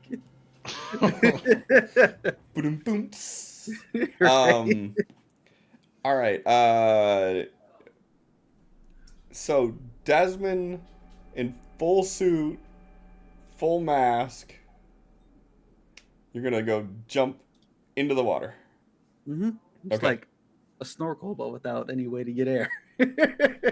I mean, technically, he's got goggles on. He can look through the water, nice and easy. Sure. Assuming that mask is watertight, that would make perfect sense.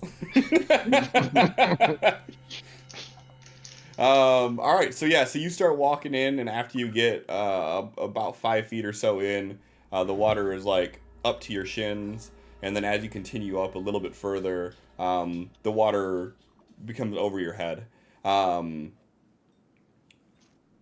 What's your game plan?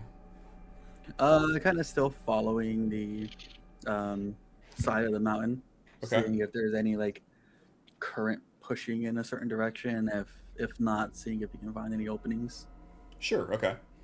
Go ahead. Nell's been and- glancing for any obvious paths up the mountain, as in case the entrance is up. Sure. Give me a perception check.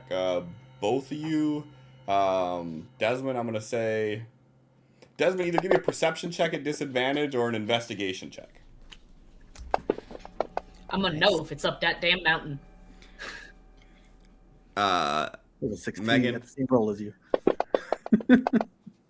Okay. It's not a super crit, but it's still crit. So from your entire survey of the mountain when you walked around one side with Thrain and then came back, you've seen areas that you could potentially climb up, but like nothing has given you any indication that anybody has done that anytime recently. You get the assumption that there's probably not going to be a lot for you to find up there, though you did see some areas that you think you may be able to navigate if you wanted to attempt to climb it for some reason. Got it. Desmond, as you're feeling your way through, it's really murky under this water. The like green hue of the water, as you get underwater, it's still like maybe 5 feet of visibility in front of you. It's very, very cloudy. It's very murky. And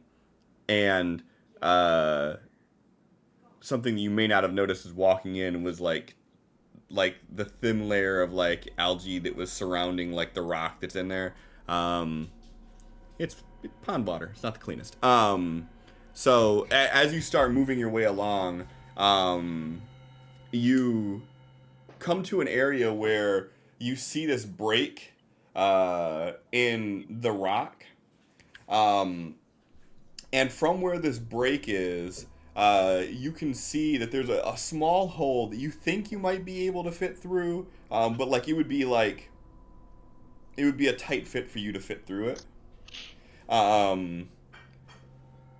And every now and again, you see just a little toot of air sort of bubble out of it, and you see the bubbles shoot to the surface and pop. All right. I'm assuming that's like right here. Yep. Animations are cool. And Desmond will like surface right there. Look over to Nell and just point at the water. Found an opening someone can take. Is it big enough for us? With some effort. With some effort doesn't sound very confident. Is it big enough for Thrain? Is the question you'd be asking. Has Thrain made it back yet? Has Thrain made it back yet? Oh no, I'm. This is an Adam aside. This is me saying this. Well, I'm more curious with like Thrain on the other side. Like, is Thrain looking across the pond at like Nell standing there, or? Yeah, Nell's like slightly in the water because they wanted to ensure that they had like line of sight as to where Desmond was at all points in time. I would assume I'd say I'm over here a little bit, try to see if I can see them. Sir, that's not part of the map. Into the void. Yes. Wow. You take automatic 66 of damage for being in the void. I'm assuming they would be able to hear Nell if they yell it over to them. Yeah, I mean, you know. Did you see any way up the mountain that looked like people were using it? I wasn't really looking up the mountain. I was looking for more of a hole. All right, I just wasn't sure if perhaps the entrance was on the mountain instead of under the side. Yeah, now that you mention it, it might. Where's Desmond? He's in the water. I'm Oh. sure. There's a entrance in the water that air's coming from every once in a while, but he says that it wouldn't really be easy for us to make our way through. Honestly, I think we're probably better off slightly making our way up the mountain and pushing down those rocks that are blocking the way in. Alright. I guess we, looking at Roderick, should make our way back with the questioning look. I guess so. Okay. We're on our way back. I don't want to swim in that, really. As I'm looking at the water and shouting out across. It doesn't really look like something that would be easy to swim in with the scale mail, huh? No. Nell nods as they're like knee deep in it already. But how long did it take us to walk around the mountain? You really made me do this? Roughly. do I still the spell's still up or no? No. 10 I would say minutes? at that point, Or no. The No, I would say the spell is probably over by now. what? Okay. I mean, if all you were doing was nonstop walking, then yeah, it's probably still on. If you're stopping to look around and investigate, it's over. Okay. The main part of the spell was just to make sure it was here. So it's here. Okay. We'll walk back. Yep. All right. And as you two start walking back, what's Desmond? Are you just kind of just waiting there? Desmond's gone. Shit. It's canon He's now. under the water looking in case there's anywhere else in. should we actually walk back, or can I just poof over there? Just for, Do I mean- you want me to drag myself all the way you're, around? No, you're good. You don't need to do all Okay. I'm that. pretty sure we were just doing that for funsies. I wanted to make sure like there wasn't some thing that we needed to see. So as you're like making your way back, out of nowhere, like it just starts to rain like crazy. Like there was no sign of it coming on, nothing just- indicating that it was about to. It just started raining.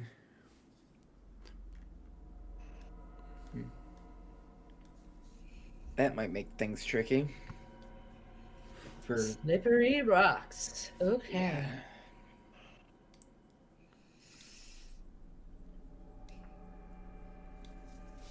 Looking around the mouth of this cave-in, any rocks near the side that could easily be shoved off to try to like make our way in?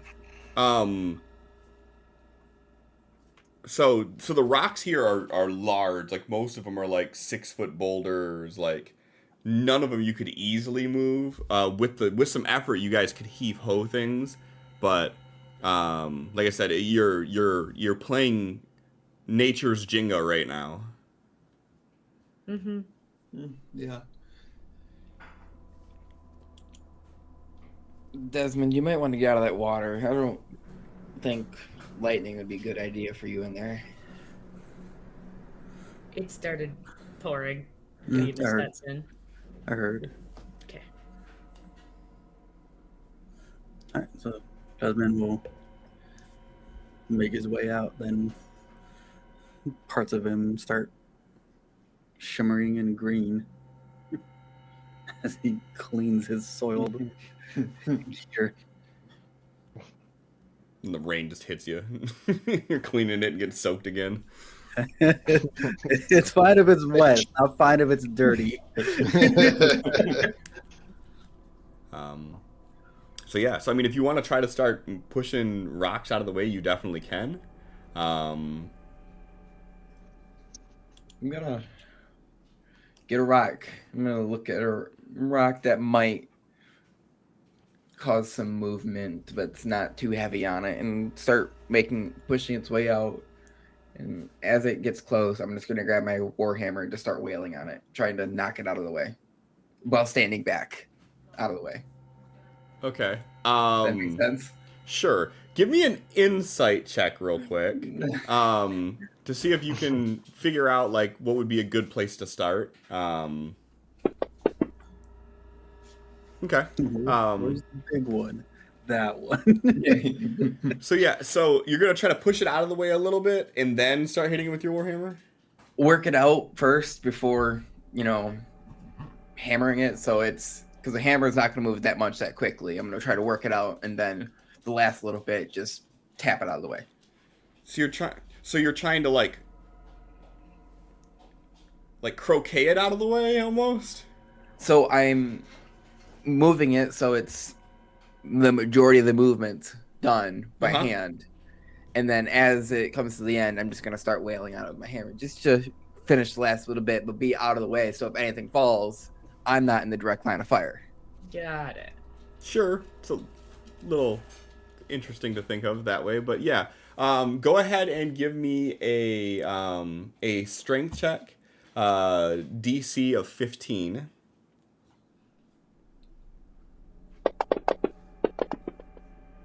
Damn. And you start like pushing on the rock, and it rocks a little bit, and then rocks back into place. And like as it's moving backwards, and you try pushing it, like it's pushing you back with it. By yourself, you don't. Go try to help. Okay. Go ahead and do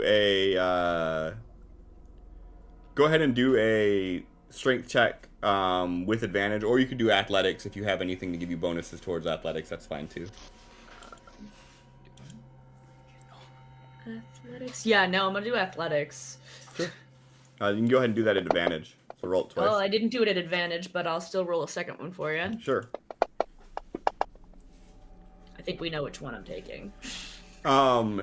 So as you come over, you see Thrain push the rock. It moves a little bit, rocks back into place, and sort of you see him get shoved back from it.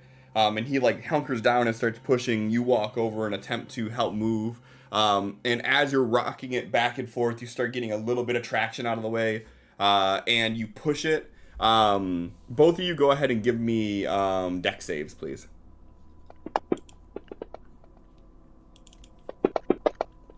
Ow. Oof. I have a feeling this is not going to be good. We are not dexterous folk. I'm gonna use my inspiration. Sure. Much better. Dodging, not getting hit.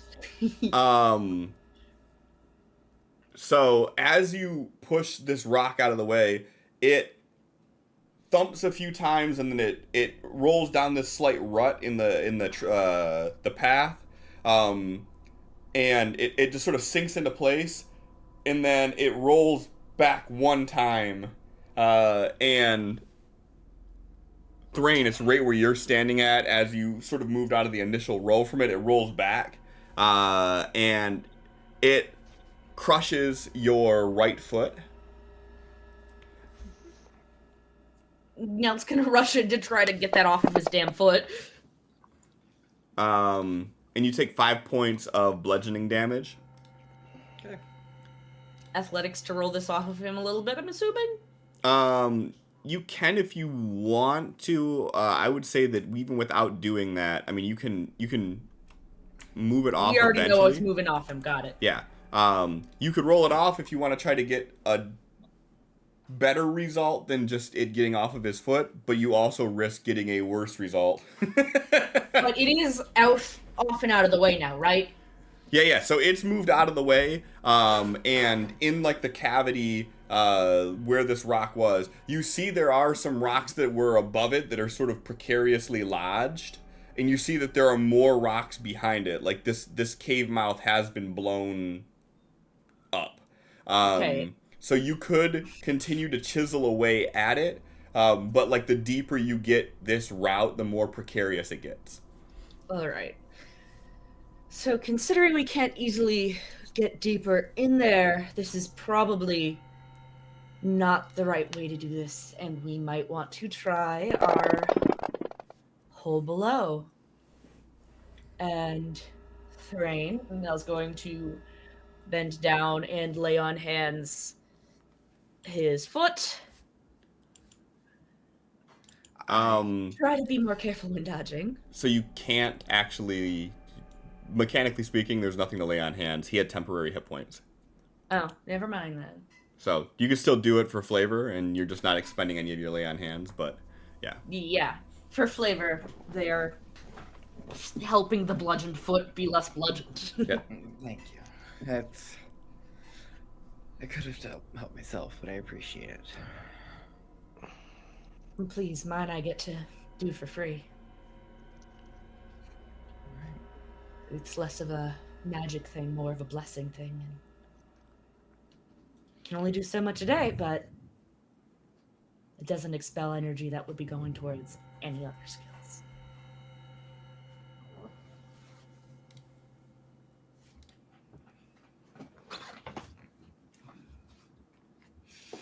Um.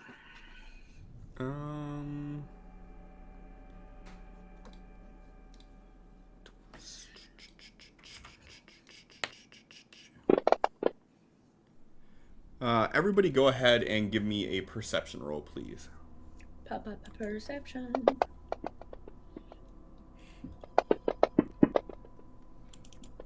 My foot hurts too much. Oh God. Okay. Ha- another D20. I need another D20.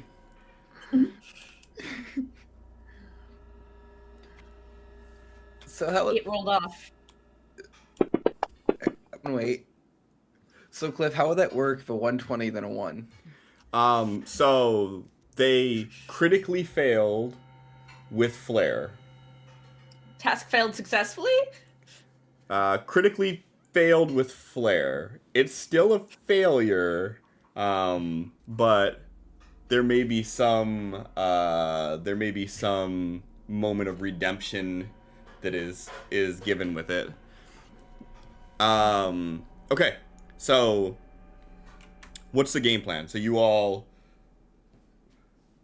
moved it loose. Like I said, there's definitely you could figure out a way to start moving these around to get this going.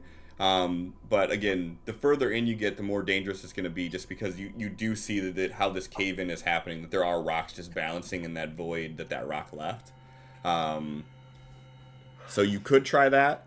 You could try the whole Desmond found, or any other options that you all have. Do keep in mind, though, like, the rain is just beating down on you at this moment. I don't think we should continue to mess with the rocks, as the rain's making them more slippery and they don't look like they're perfectly in place. So I don't think this is truly a viable route. And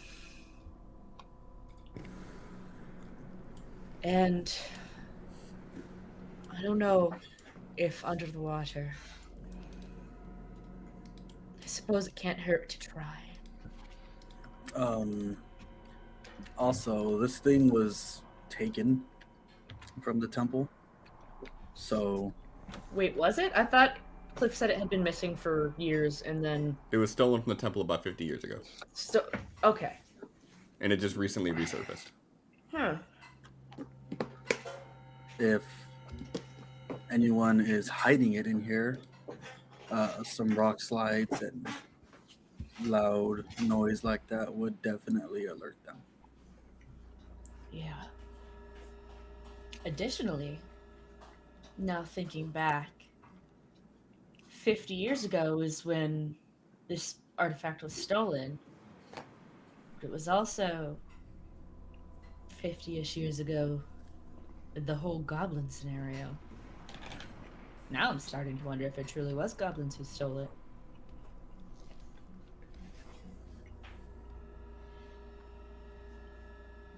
In those plans of yours, Desmond, of this that you copied, does it require a being to activate it, or can it just activate itself randomly?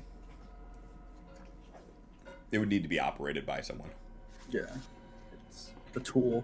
Tools need to be activated, operated. So somewhere in there, someone's messing with it.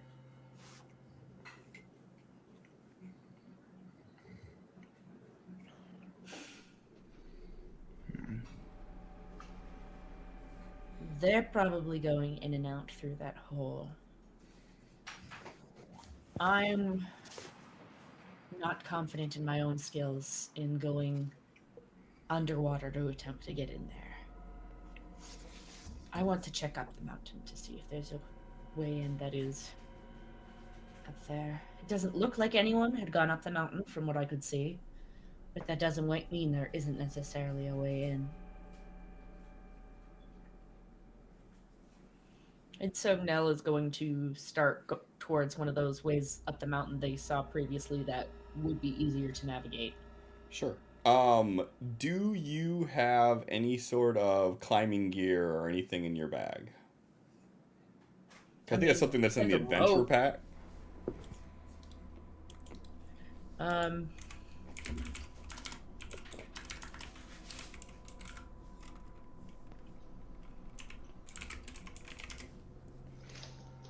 Yeah, I mean, I got my rope.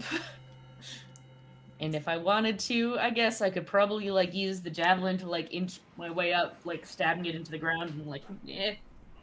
But you said that it would be easier to get up, so I just kind of assumed they could walk their way up and I to never, not I make never this said it'd like be easy to get up. I said that there were ways that you determined that you could get up if you needed to. Okay. But I you, didn't realize this would be a bouldering experience. In that yeah, case, like never mind. it's literally you would be mountain climbing at this point in the rain.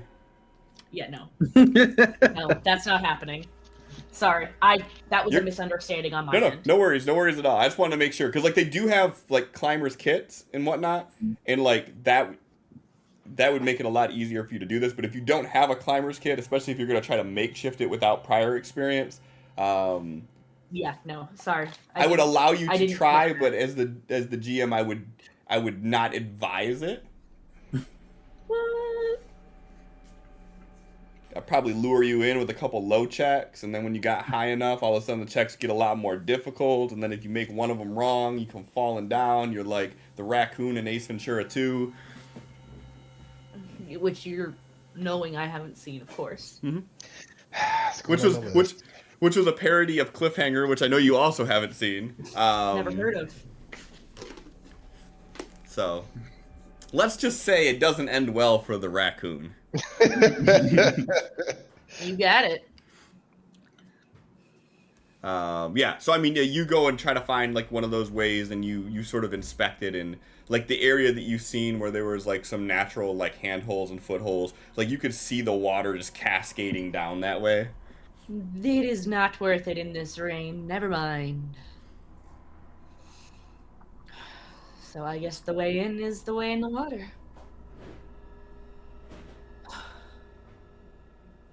Fuck.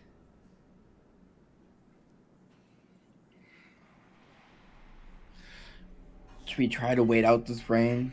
How long did it rain last time? What was it? Half hour? I mean, it's gonna rain until they mess with it again. It's a weather control device. If there is a way open on the top and they heard us yelling at each other, they probably made it rain so we wouldn't be able to reach it. Yeah.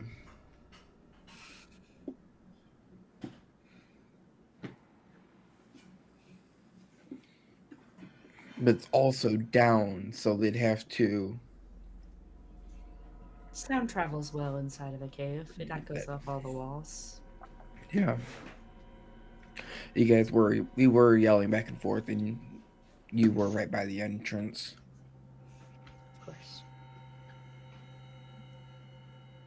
Well, they know we're here. Do you want to just go boom?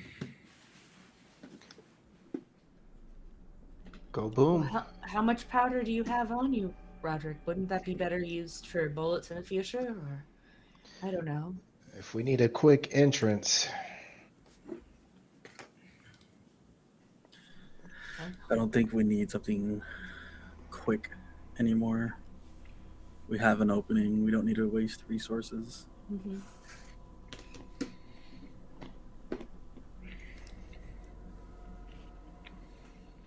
All right. I say two of us go out there at a time. That way, if one of us gets stuck, we have someone out there, but we're all also not all out there.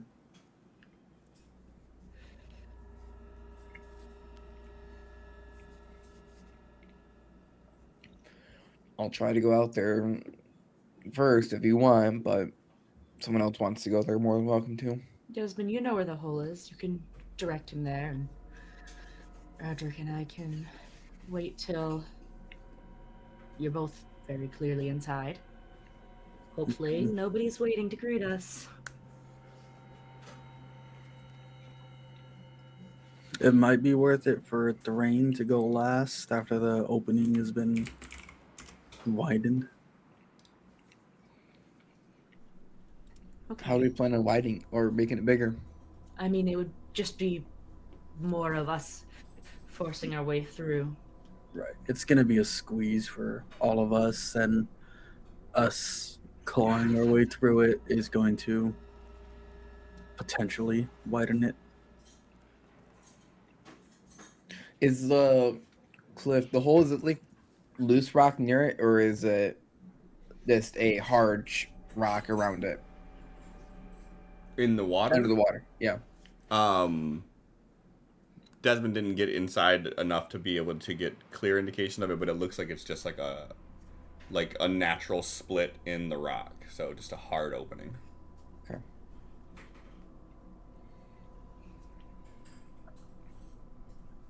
Well, just don't breathe in the water. That's some wonderful Good advice. advice. We'll keep that in mind.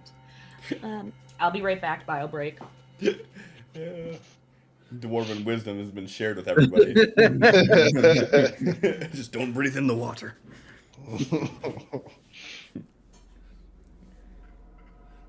I guess Desmond's going to head in first. Sure. His spell list, there it is. And what's your plan? See if he can even fit through. Sure. So you just gonna like try to swim in like head first and try to like shimmy your way in? Yep. Okay, cool. Go ahead and give me a dex save, please, DC 13. Nope. Okay. So you start pushing your way through, and you get about halfway in, and you're stuck. I'll say I went out there because I did suggest that we go 2 by 2. As soon as Desmond gets stuck, he's going to just poof out behind him. Okay. For your poof, do you have to be able to see where you're going? An occupied space you can see. Okay. So if you went in head first, what would you see from this vantage?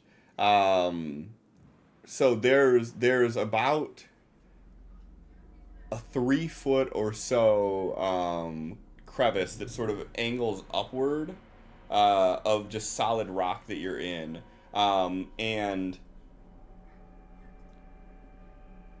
give me a perception check. He would not be going forward, by the way. If he can't look down and see behind him, he's just going to try to get himself out. Okay, yeah, I mean, if you swam in head first, you wouldn't be able. If you swam in head So first it's and you're literally like shoulders, the chest tight. You can't wiggle or anything. stuck, right? So as you started moving through this 3 foot long crevice of rock, you started swimming up it. You got to a point where you started feeling like you were stuck, and that's when you did the roll. So you're at the point now where you're in this thing already. You've like committed to moving up it. So you would not be able to see down through. You wouldn't be able to see Okay. down backwards. Otherwise, you'd be able to just slide right back down. Okay, then he's going to try to get out somehow instead of going forward. Sure. Thrain, how far behind are you? I would have been watching him go in because I wanted to make sure he didn't get stuck, considering it would be a tight hole. So you're like down under the water watching him do this?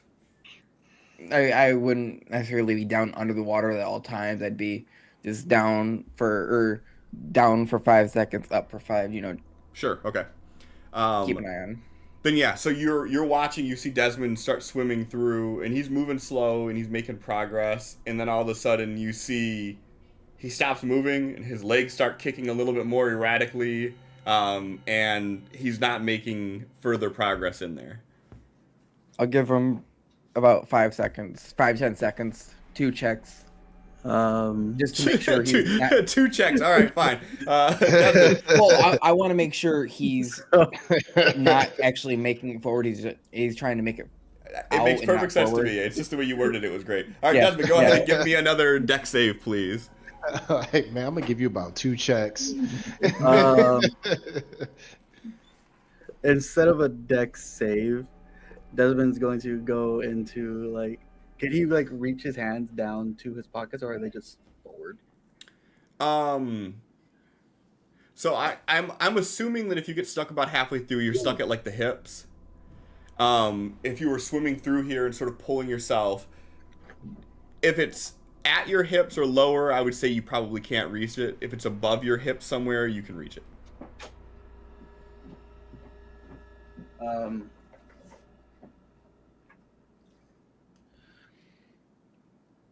You're muted, Who? Megan. Megan. So You're if muted. he's stuck We're good. at his Okay. hips, or if like what he's trying to reach is there. If what you're trying to reach is at or below your hips, no. If it's above your hips, then you can reach it. Actually, if he's stuck at his hips, he's probably not gonna be able to push anything out. But he. It would be difficult, but I mean, given the situation, I'm willing to hear out what you're trying to say. He's trying to use one of his tinkerer's tools, but I don't think it's gonna work the way I want. So let's just go with the deck save.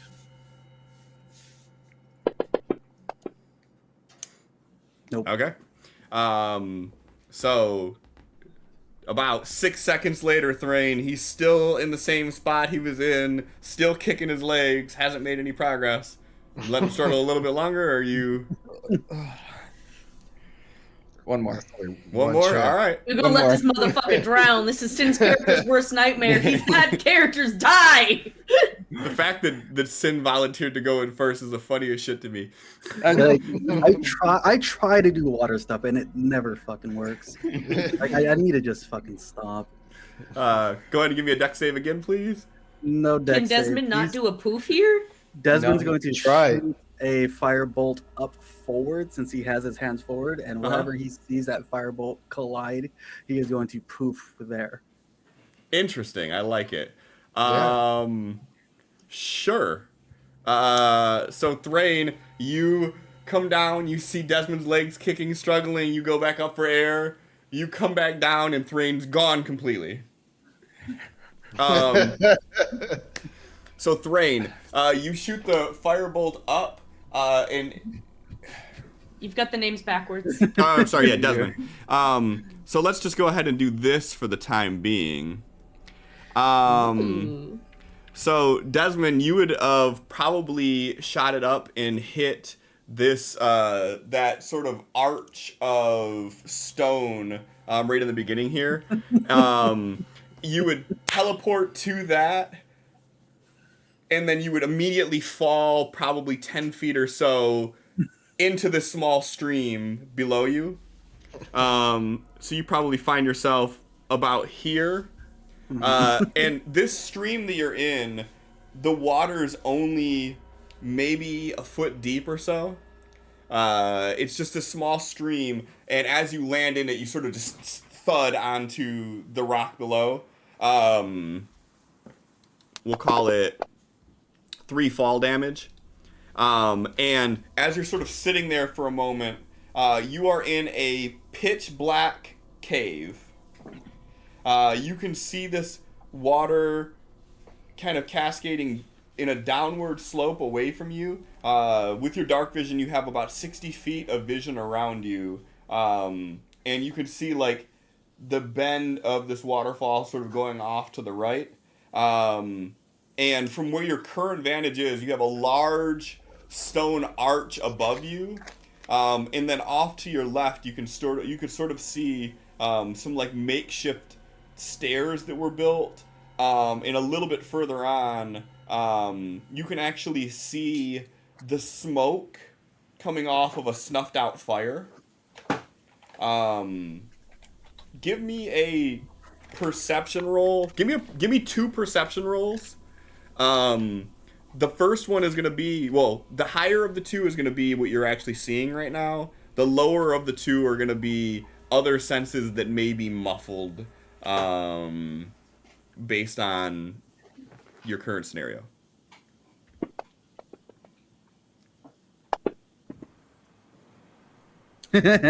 Cool. So you see the fire snuffed out. you can get the faint smell of smoke, and you get the idea that like this fire was recently snuffed out, like within minutes.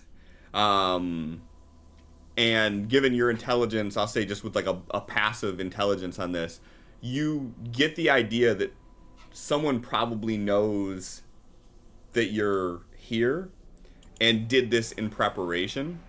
Um, and then quick survey of everything that you can see. Off to your right, you can see another makeshift staircase. Off to your left, you can see that there's like boxes and barrels sort of tucked away in a corner. And then other than that, your vision is sort of occluded to any of the finer details from your current position. Before go any further with that, Thrain, what do you do when you see Desmond's legs are gone now? I look around, try to see if he poof behind me somehow, because magical Nope. poofing. Yeah, no indication of poofing whatsoever. You would probably just have the. Give me an intelligence roll. I'll give you the benefit of the doubt on this.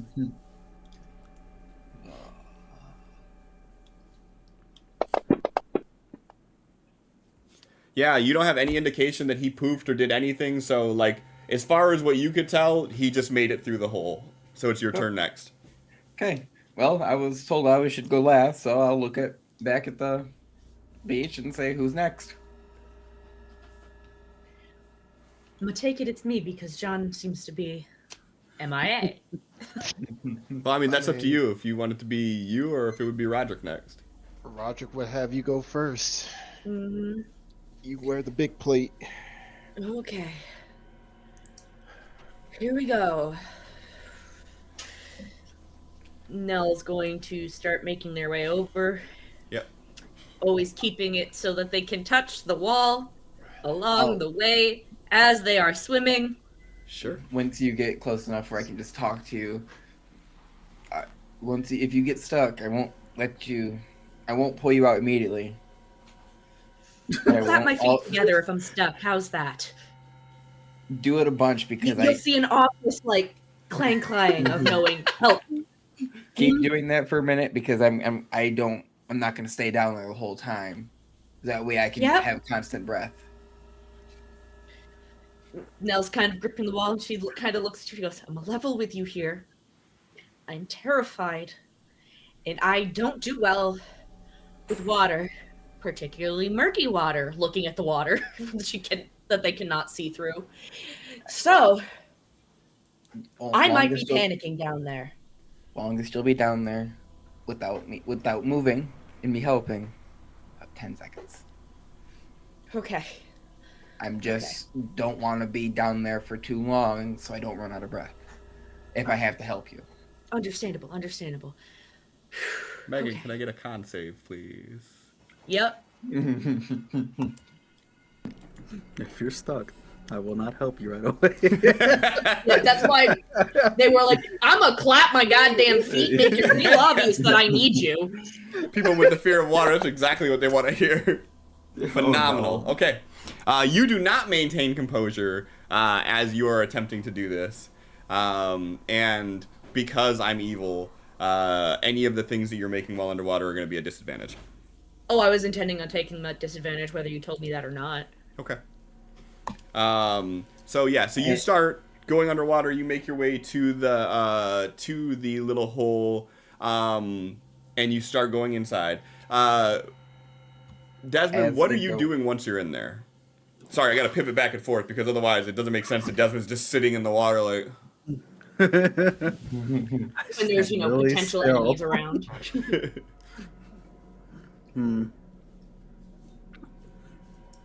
So, 60 feet. That's not. Oh yeah, here. Actually, let me do this while we're at it. All right. 60 feet is pretty. 60 feet's pretty good. Yeah. If we need to, we can do something like this. So. And then this would be basically where you're at. But keep in mind, like, the large rock directly in front of you is actually like an archway. that goes to the other side. That's what the shadows are eluding some of the details that you don't see.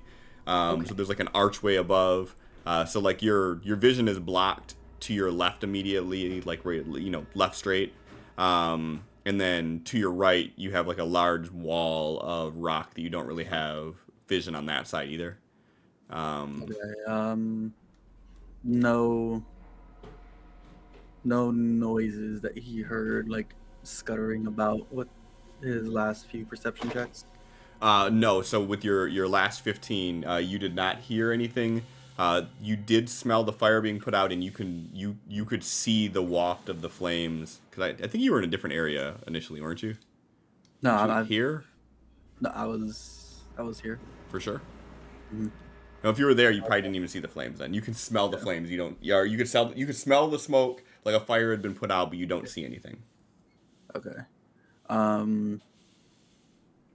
Just spending like the entirety of like the round and like 1 second per step, slowly making my way around here back against the wall. Sure. And like knelt down with his throwing knife out. Okay. Give me a stealth roll, please, or sneak, or whatever the fuck we call it in this goddamn system. Not bad. Pretty good.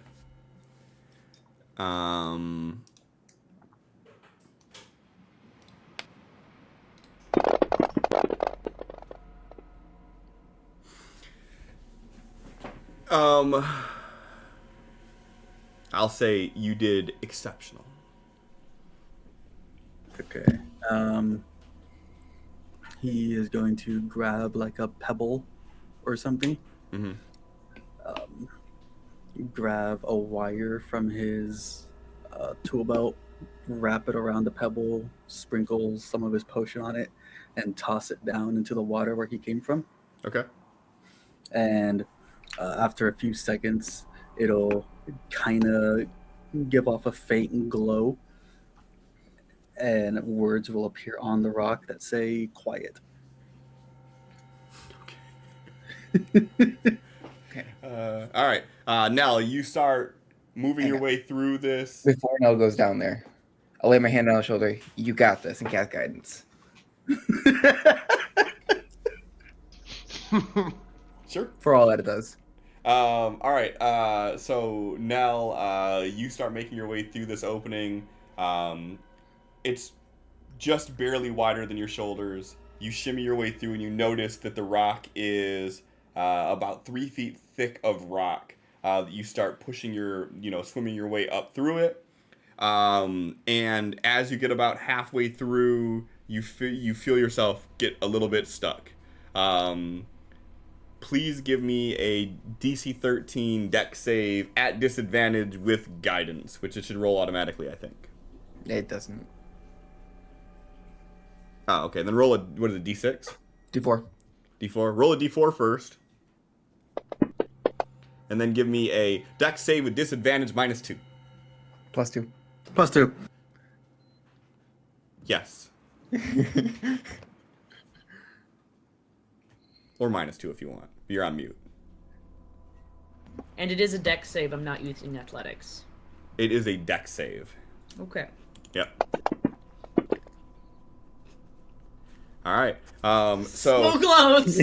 you start wiggling your way through, and then you feel yourself get stuck. You panic for just a brief moment, and then all of a sudden you like move your leg just a little bit, and as you shift your hip, you feel yourself slide inside of the hole a little bit more, and you get grip and you pull yourself up. And as you're about to pull yourself up to continue your swim out, you see this rock hit the water right in front of you.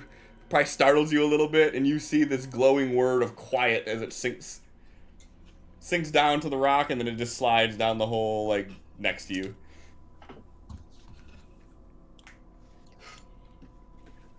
Nell's going to surface and try not to like panic out the water.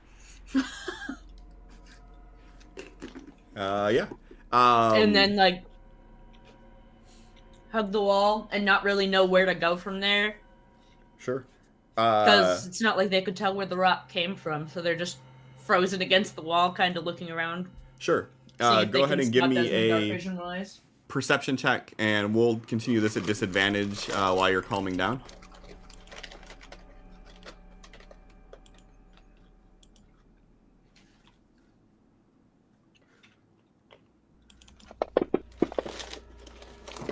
Oh, good.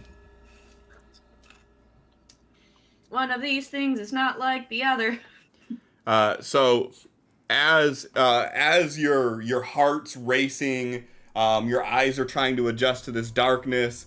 Even with your dark vision, like, you're not really processing everything that you're seeing, and you miss Desmond hiding off into the corner here. You just see more water sort of rushing to the side of you. You've seen a rock thrown in, and you're panicking a little bit. And we'll pivot. So Roderick, as Nell goes through, I assume Thrain's going to give you some sort of signal that it's your turn to go. Let's go. He's checking his guns, staffed them shut. All right. All right. So you jump in the water, swim over to there. Same type of thing, right? So you're Same speech and same guidance. Okay. So yeah. And as you're diving down, you see sort of lodged in the opening of this hole is a rock that just has the word quiet glowing on it.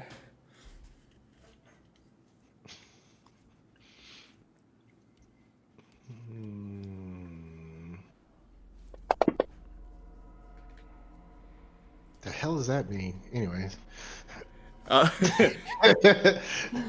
Go ahead and give me a D4 first.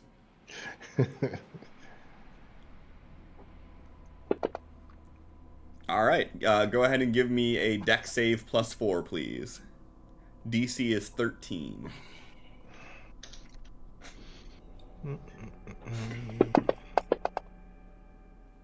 Oh, almost hit that 20. All right. So you make it through the hole, kind of bypassing that quiet rock. You feel yourself start to get stuck a little bit as you get about halfway through, and you manage to wiggle your way through, and you pop out, and immediately actually, you pop out of the water, and you are in pitch blackness. Because you are a human and you do not have dark vision. You come out of this water and it is just... You hear water trickling and you can hear someone hyperventilating to your right.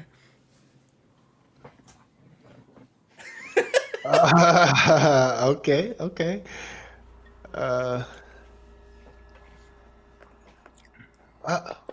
Who's that? Is that Nell? Desmond? Nell will cling to Roderick immediately. Oh, did you see that rock that said quiet on it? Shut up.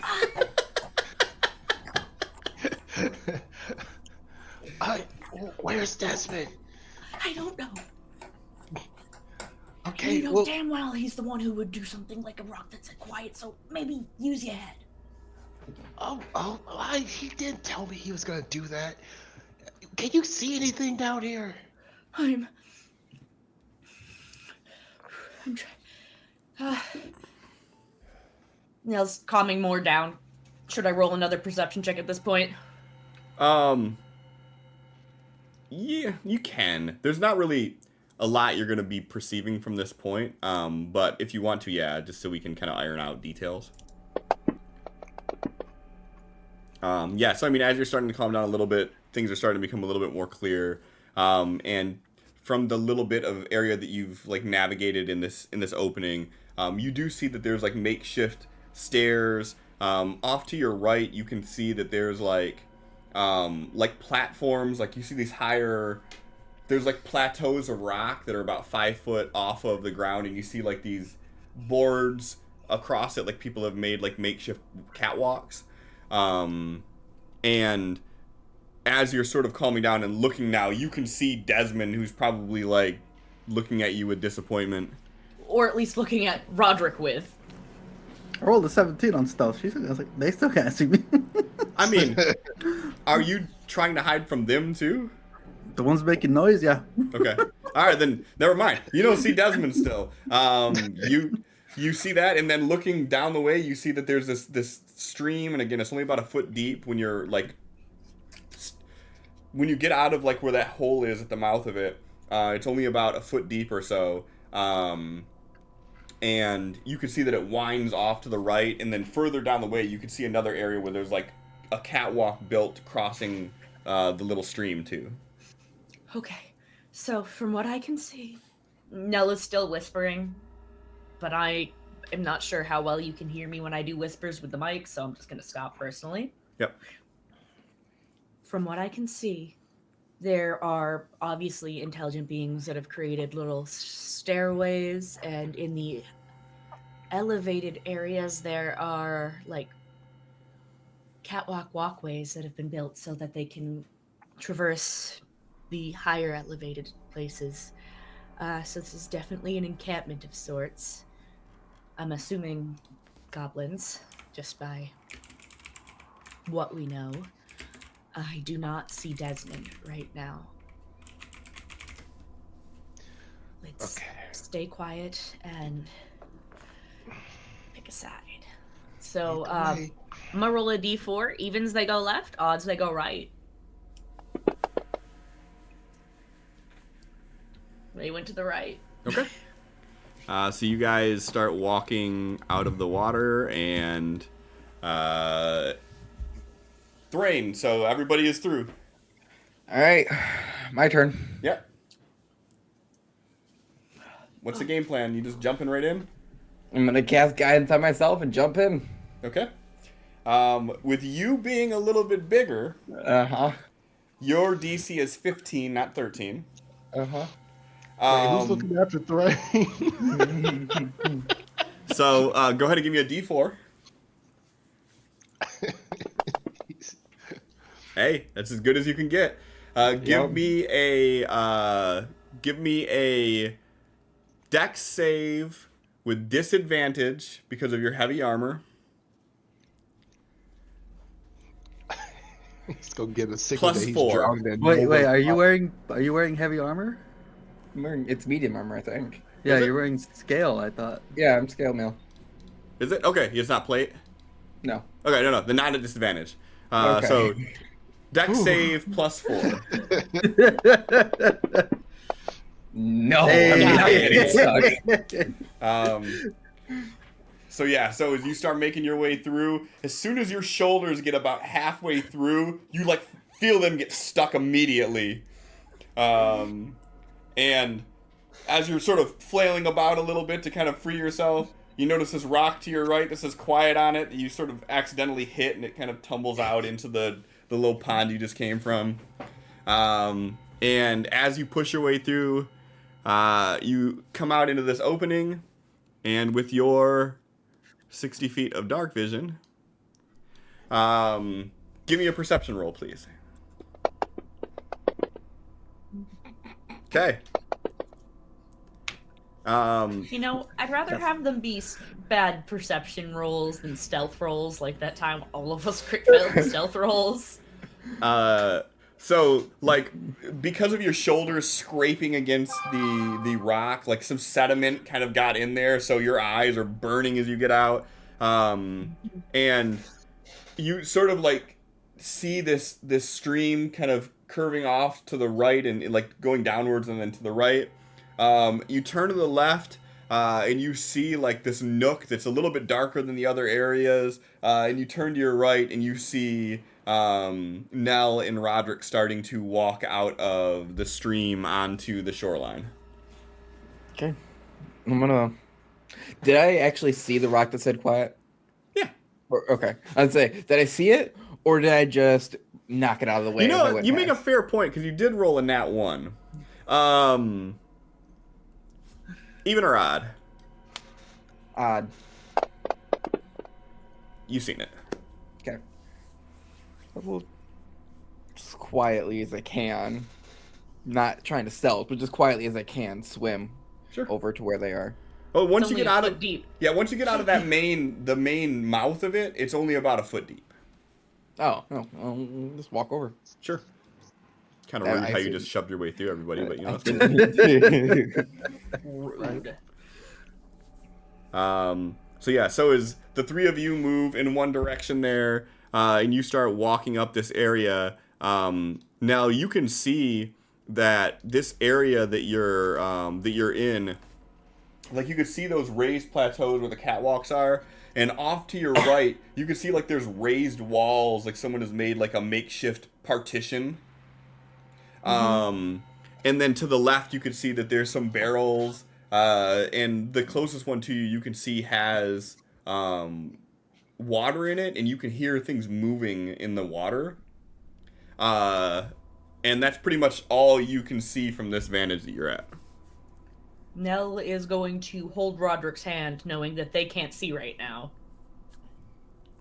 And just quietly describing whatever they can see I'll to ask. him. And Give me a stealth roll so I can determine how quiet you are being. does the disadvantage count because I'm just whispering? I'm not moving right now? No, you don't need to disadvantage. You're good. No, because I have armor, so disadvantage stealth. my armor. It auto does it. I mean, no, just go ahead and click advantage and do it. For talking, it doesn't make sense to me. You're not. Yeah, it's not like I'm moving right now. They're just describing what is visually around and holding Roderick's hand so that they feel that he feels more secure in that he's completely blind right now. Now it does actual advantage? Okay. Whatever. You did sleight of hand instead of stealth. That's why. You know, that would explain it. Give me 2 rolls of stealth. If you're not moving, we'll use the higher of the 2, but as soon as you start moving, we're using the lower of the 2. Okay. Did it? The D4 is a skill. Okay. I'm like, did it That's a race throw thing. my guidance on there? Because the guidance is only on me, because I've tried that before. So I'm just going to use the first one. So you had a 17, and then a 10. So you had 11 or 18. So 11 is going to be your stealth roll for moving about. 18 for you just whispering right now without moving. Okay.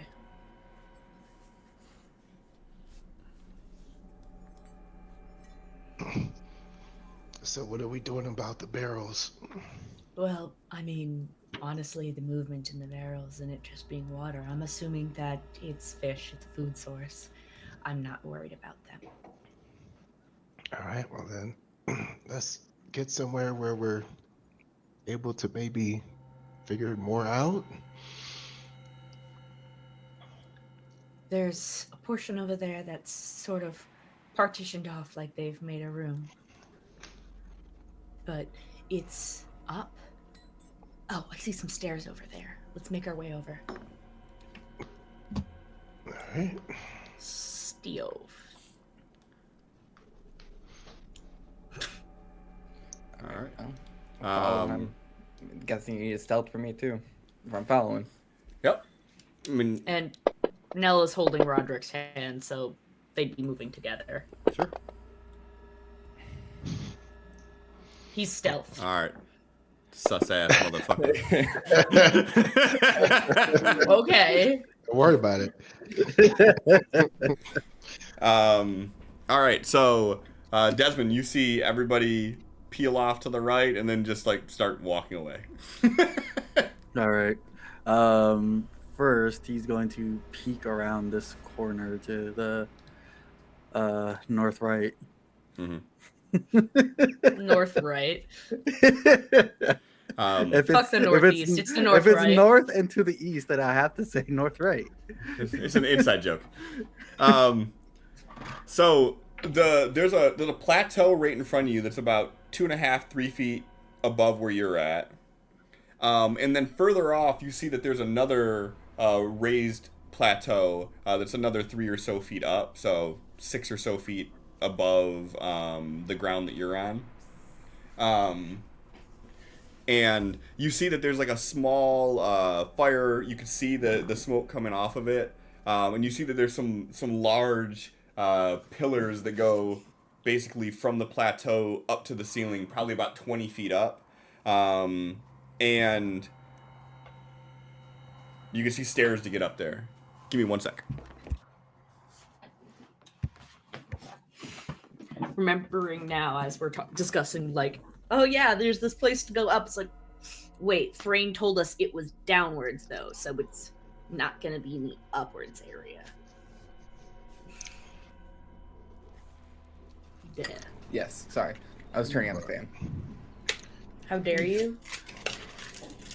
All right, sorry, I was beckoned for dinner. So yeah, you see a large pillar, and you can see like a staircase going up by the fire. And again, that fire has been snuffed out, so you're just seeing the smoke coming off of it. All right. 2 feet up, then another 3 feet to the campfire. Mm-hmm. So going to get up on top of this, take a step forward, and that is 5, 10, 15 feet. He is going to point to this campfire, snap his finger, then immediately backtrack and like roll and take cover underneath this part. And with his prestidigitation, he can instantly start a campfire. Okay. Then. So that should light up some area. Mm-hmm. I saw quiet. I wasn't gonna light up light, but I've been thinking about it. Yeah. I mean, they know we're here enough to snuff out the campfire. So us lighting a light isn't going to be like, oh, we know they're here twice.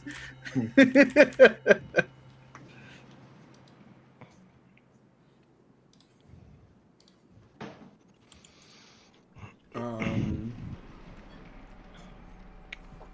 on. What is the range on create bonfire? I have that one. Create bonfire.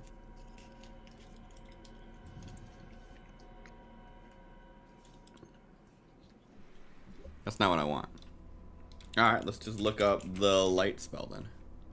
Great bonfire, 60 feet. 20-foot radius of bright, and then 20-foot radius of dim.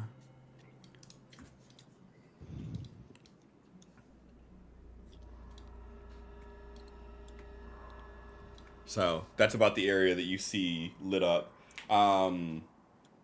Ironically, You're just outside of it and on the other side of a wall. yeah, the party to the right, you wouldn't have seen that at all. And the little bit of light that would spill through these two like openings probably wouldn't be enough to do a whole lot. Yeah. So you light that up and then ninja roll your way off onto the little cubby that you were in again. And are you peeking to see like what you can see from the light? If the light is hitting enough of the wall, he's looking at the wall for shadows of movement. Okay. But he's mainly listening. Okay. Give me a perception check then.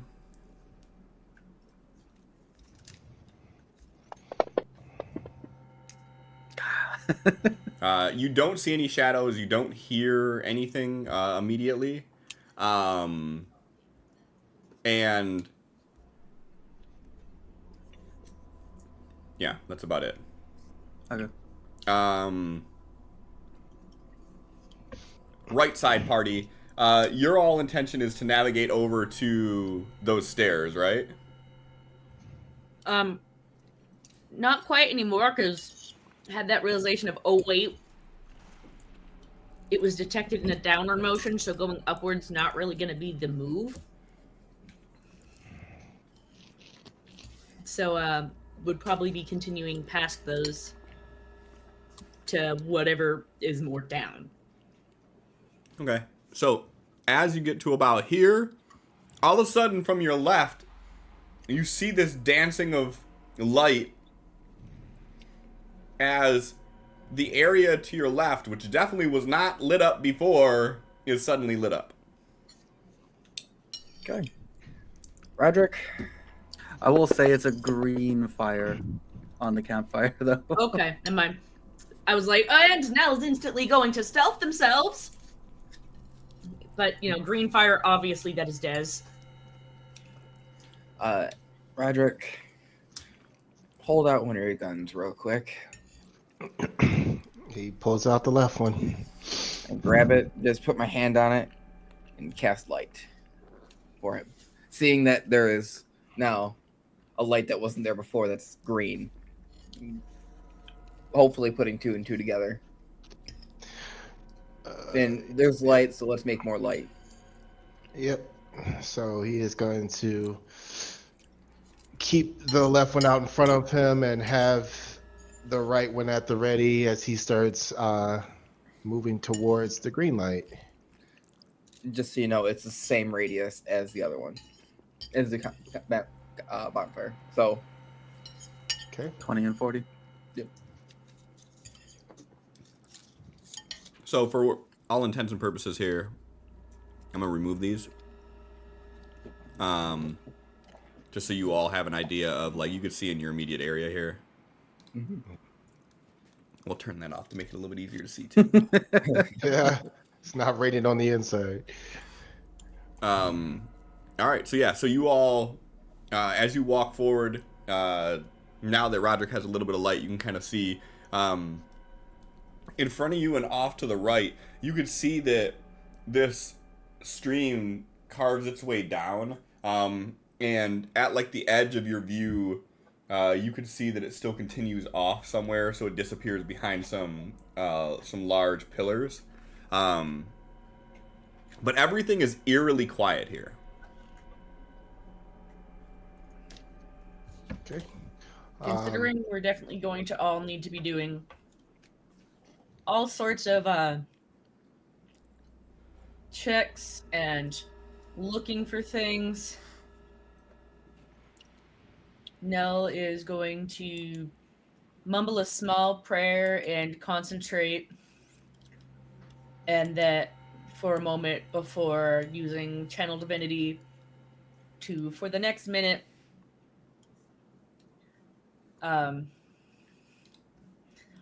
it's 2 people that I can choose, so obviously Nell's going to give it to Thrain and Roderick, as they are right there and I can see them. Watchers will from Channel Divinity, so for the next minute they have advantage on intelligence, wisdom, and charisma saving throws if necessary. Okay. Good to know. Thank you. All right. Bouncing back over to Desmond. Okay, Desmond is going to. Oh my god, I'm moving the entire map. Don't do that. Move this way and go where the rest of the party went. Okay. Wait, that was. 35. What did I move? Yeah, what did I move that much? Sure. So you start making your way across. And as you get to here, you could start seeing another light source sort of peering faintly around this large pillar to your left.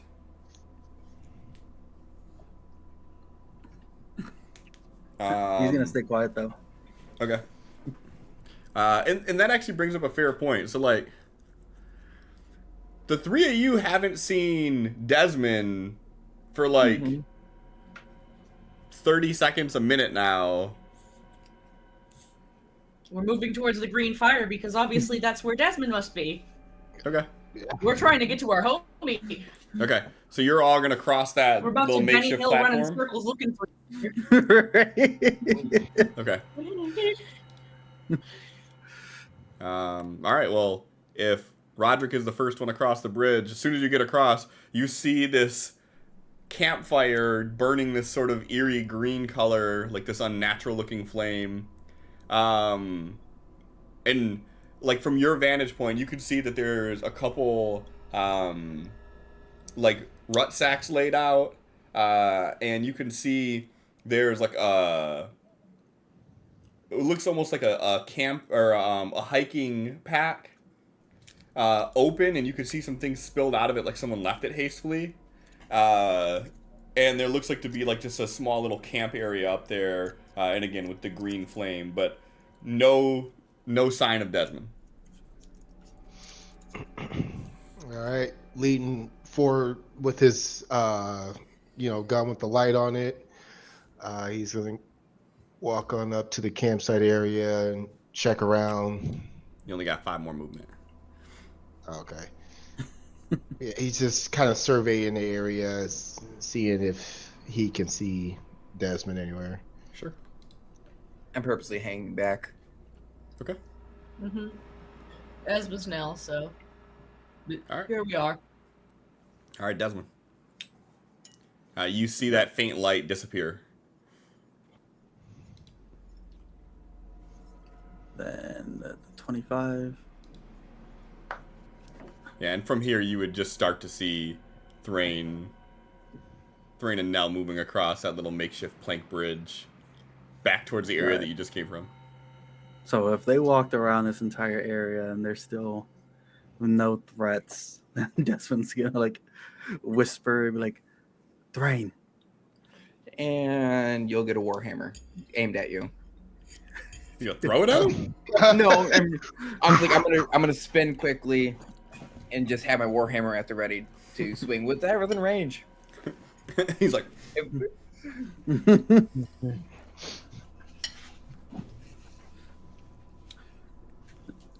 Desmond puts Let's like knock over your green screen. Desmond Yeah. puts a hand up. Like, I highly doubt anyone else here knows your name. It's just me. After all the shit we've been through, you expect me to care.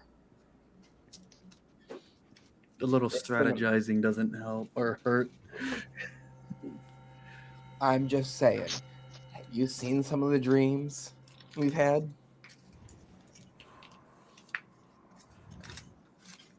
I'm hoping this is unrelated. Let's say that's his turn. sure. So Nell, I assume you can hear Thrain talking to Desmond. Mm-hmm. Are you saying anything or? Roderick. just getting Roderick's attention and like gesturing like Desmond's over here. Yeah, he will start heading back. Okay. Yeah, so as you start walking back across the little plank bridge, you all hear like this sound. It almost sounds like 2 kids fighting. And then all of a sudden, from the hallway back where Roderick just came from, and also at the end of the tunnel where the water goes to, you all hear this loud boom, and you see this bright flash of light for just a moment from those areas, and then you hear someone go, ah!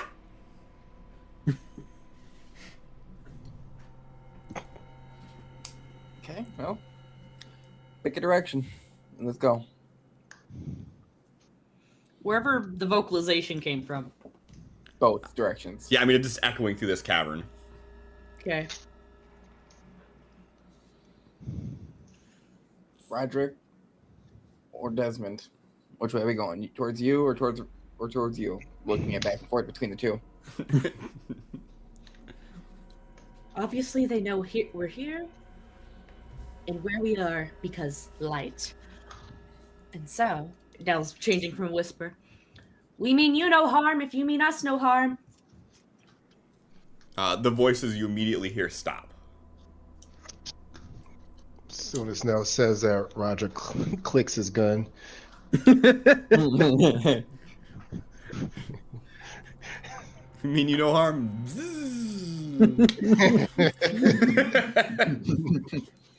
Basically, we ain't gonna shoot first, but we'll shoot last. Roger's like, we. Like, mm-hmm. Yeah. Which direction? I don't know. We'll go Desmond's way because I could see an easier path down lower. Okay. He's gonna start heading back Sure. to follow. All right. So you're all making your way down the stream further, right? Yep. Yeah. Okay. And you guys are like here, basically gonna just like go this way, I assume. Yes. Okay. Yeah. What's the Weapons marching are out order? defensively, but you know. I'll be up front with my shield Okay. and Warhammer at the ready. Okay.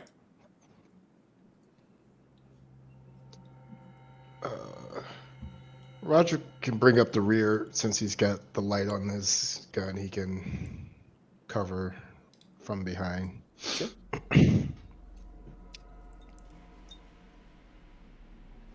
All right.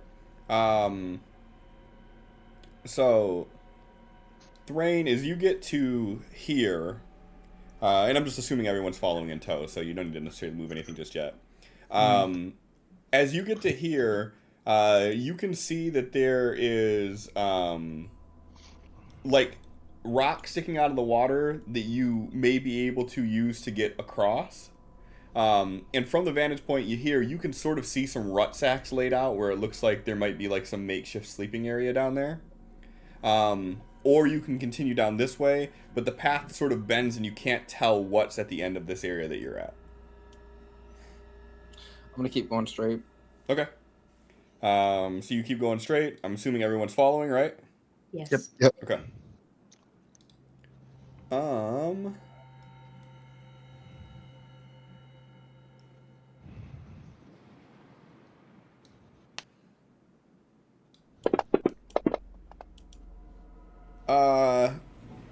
Nell, as you're walking behind Thrain, you hear a sound, and all of a sudden, as you like turn,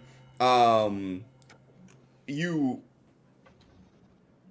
move your shield just in time to mitigate most of it, but it still hits you in the shoulder as this arrow just gets shot out of the darkness, and you start hearing the sounds of small footsteps running away from you, and by the time you look in that direction, you see nothing.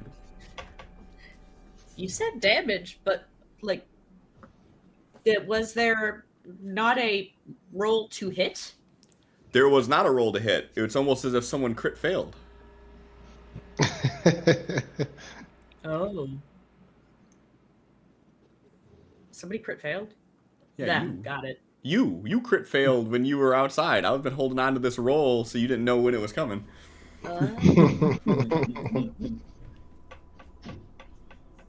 Got it. I just wasn't sure because, I do have the arrow catching shield and all that. Yeah, well, the arrow catching shield doesn't really do a lot for... I know, I just meant like it was going to increase my AC because, yeah. Yeah, so before you even get a chance to react to it, like by the time you spin, it still narrowly hits you. And then by the time you look off in that direction, you hear small footprints running away.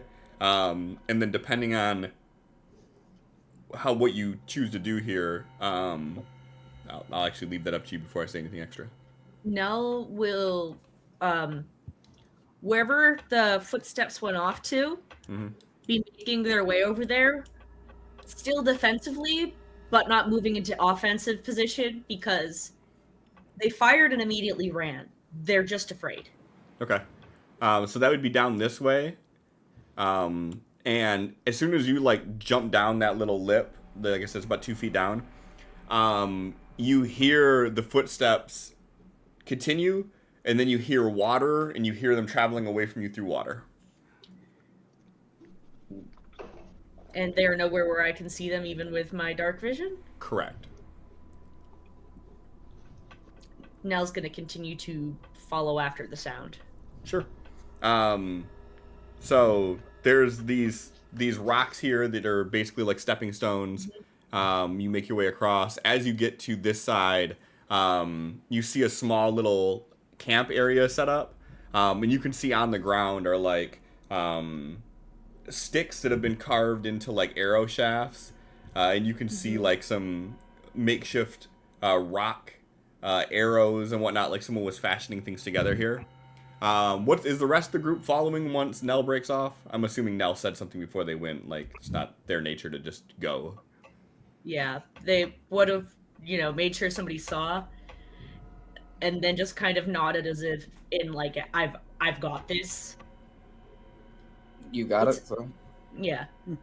And Nell's going to softly be like, I mean it. If you don't want to hurt me, I don't want to hurt you. We're just trying to figure out what's changing the weather.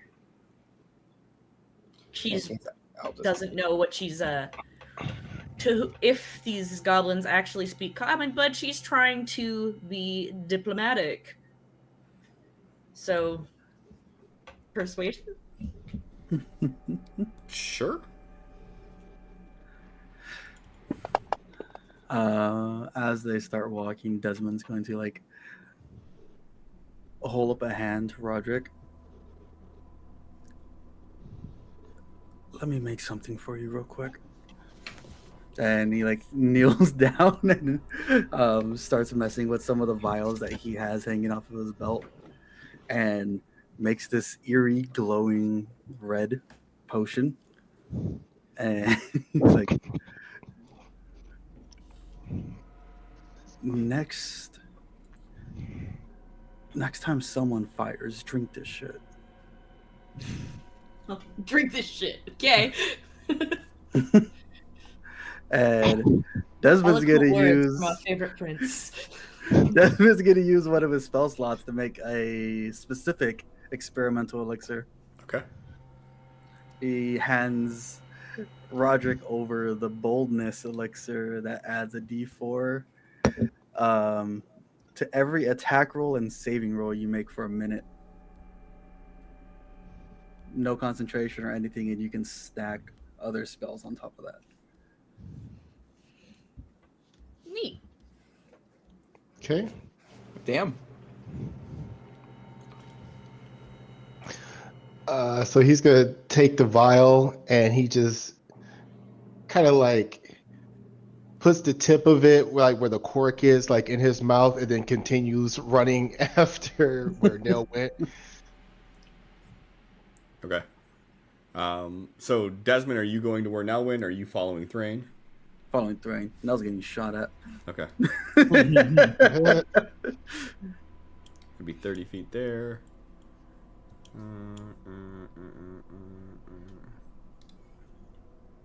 Be back one.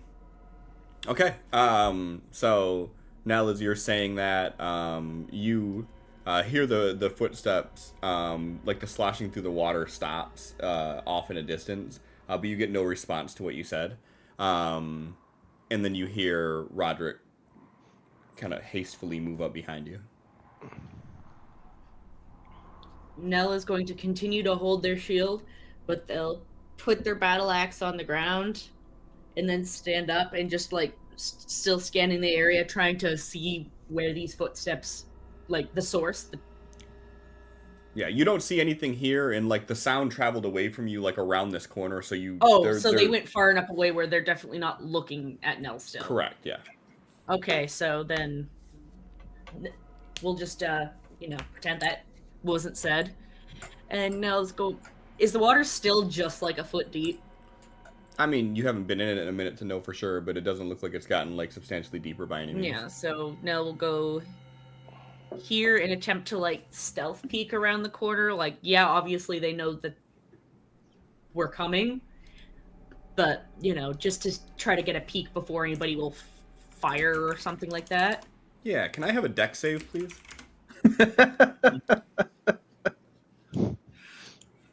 Very good at those, totally. Nice. Hey, nice. Good for me. As you step into the water and turn the corner, you see two people right on the edge toss a net on you. And you immediately are able to grab the net and sort of peel it off. And with that, everybody go ahead and roll me initiative.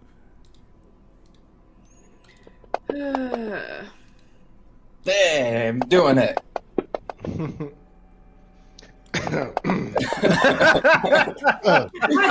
it! Why do I have to be rolling like shit when I'm trying to diplomatically be like, no shooting? That's all right. Just say it real quick before you start shooting.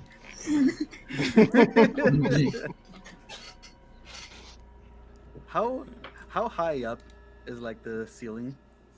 In this area here, it's probably about 30, 40 feet above. Okay.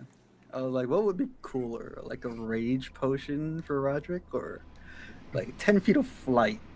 You can be raining down on people. Calling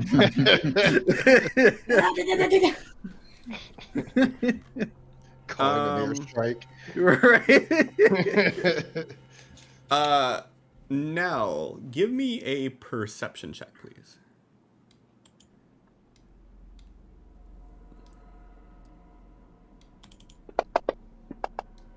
Do you like the awkward neck crane that happens as I'm trying to figure out if I'm on the performance line or the perception line every time? Yes, I know that one's grayed out and one's not, but my brain is not that good. Zooming in real life. So as you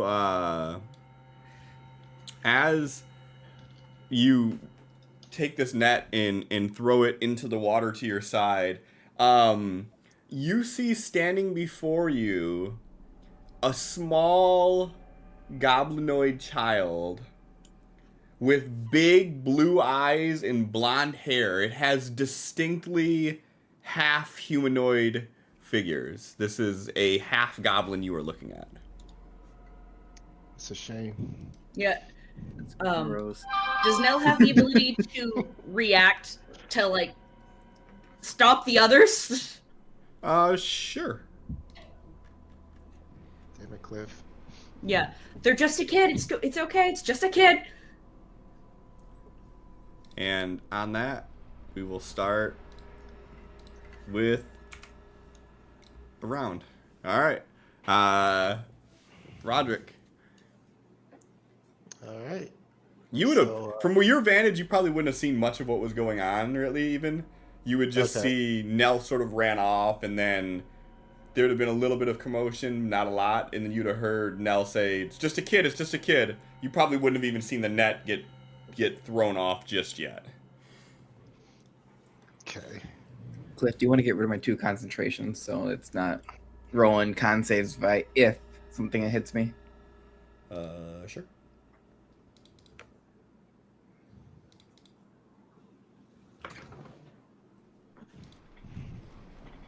Thank you. Yep.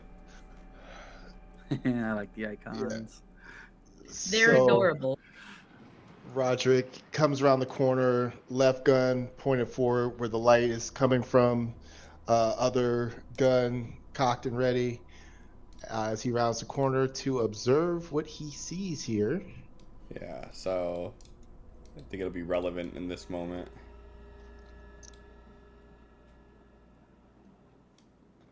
So anything in the first circle, so the first 2 that are standing there, they're within your bright light, so you probably have a really good view of them. The 3 on the ledge behind are in dim light, so you don't really have a great view of them, and then you see a couple silhouettes even further beyond that. But you see these children, and they look like children that you would have seen back at home on Furin, but they have very sharp, almost goblinoid features. And if it wasn't for like the green skin and the pointy ears, like you could easily mistake this for a human child.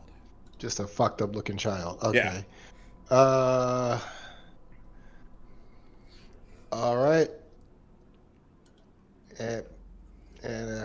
Nell say it's just a child. Okay. Yep. Since I've only moved into position of being able to see, Mm-hmm. can I at this point hold my action? Um, but The drinking of the potion is an action. that's a full action. I think so. Most time drinking potions RAW is an action, yes. Mm-hmm. I gave it to you before combat. I was hoping to not make you lose out on a round.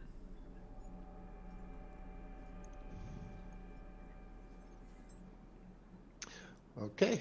All right. Then he is going to, with the vial still in his mouth, he's going to do this weird thing where he uncorks it somehow, like he's rolling around his mouth. Doing that tongue action. Yeah. Damn boy, what that mouth do? If Nell happens to be looking, she'll see something in the vial go into his mouth, and then he just spits it out, and then he's now aiming both guns at these children. And that's his turn. So you actually like aim at them. Yeah. Okay. Drink the potion, and you are hyper focused on anything you are staring straight at. Most of everything else is like zoned out. If you try to focus your attention on something, you are hyper focused on that. You feel your eyes just immediately dilate. Roderick, you're not gonna shoot, right?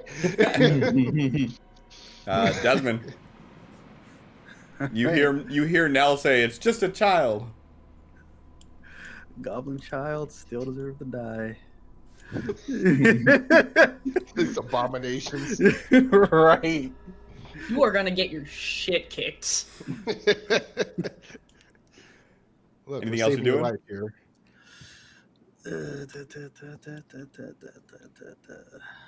Let's move. Let's use our action to dash. Sure. So let's get to like here.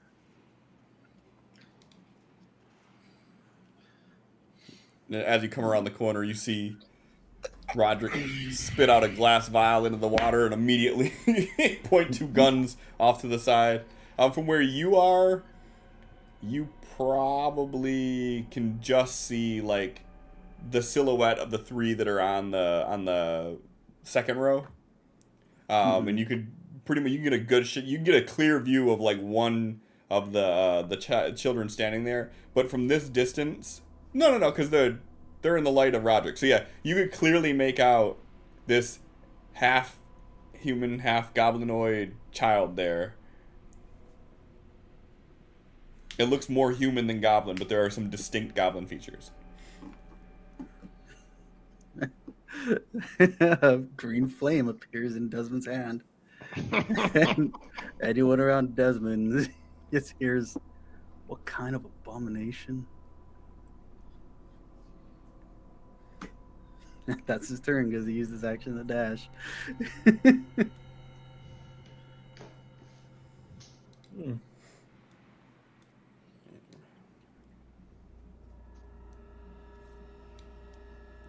All right. Seeing you draw your weapons, one of them scurries up.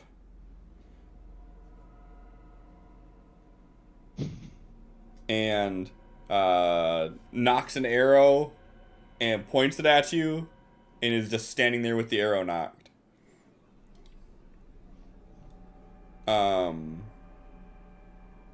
This one takes one step out. Feeling lucky, child. Well, are you?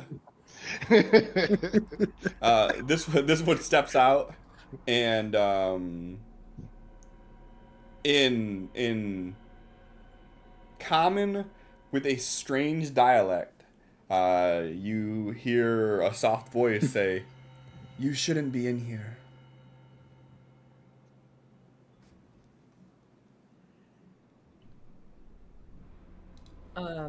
I'm assuming I can reply. Yeah. Die, scum! Nell is going to reply, "We're attempting to find an artifact that can affect the weather, and we were able to sense it was within the mountain. That's the only reason we're here."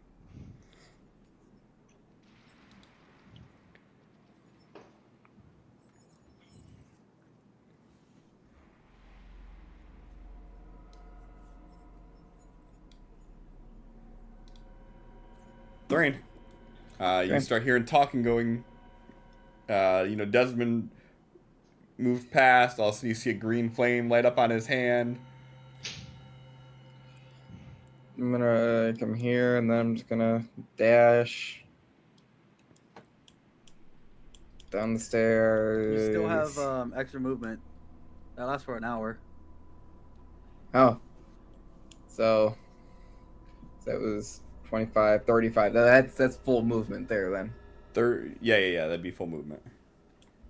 If you wanted to dash and double your movement, though, without doing anything else, yeah, you could move an additional You have 35. to charge your feet. Can you tackle this shit?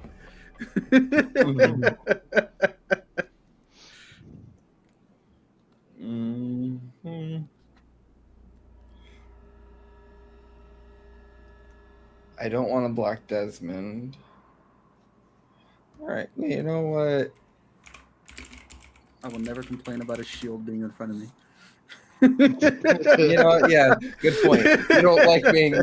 You do not like being in confrontation. I'm gonna stand. Nope, I don't want to be on the square. Hang on, I got this. I can exit out now. There you go. Right, I can pull up the combat tracker and actually see whose turn it is when, and that my turn is coming. I'm good at this. I've used Fantasy Grounds a few times. Once or And twice. then,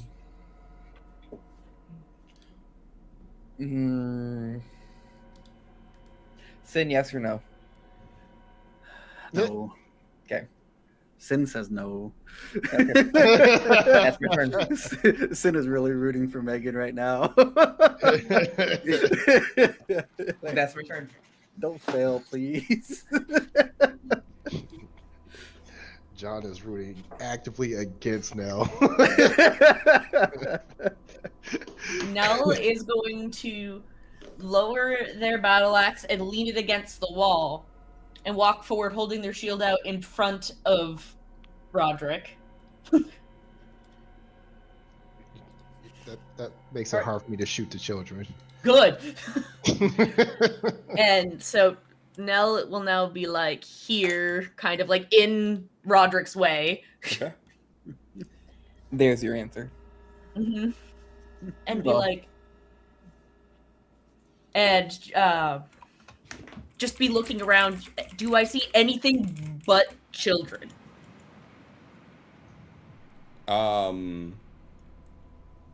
Give me a perception check.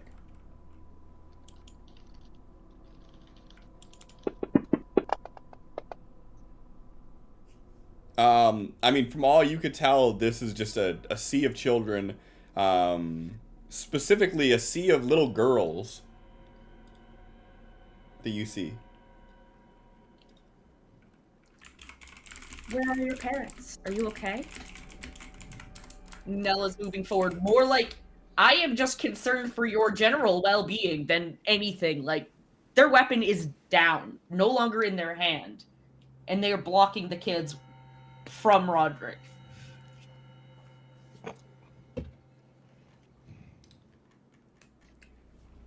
The one that's in the water says, "Oh, I don't think you want to meet them. You should leave." And you're seeing, like, as they're talking, all of the children on the bank and on the pillar, like, to your left, have all knocked arrows aiming at you.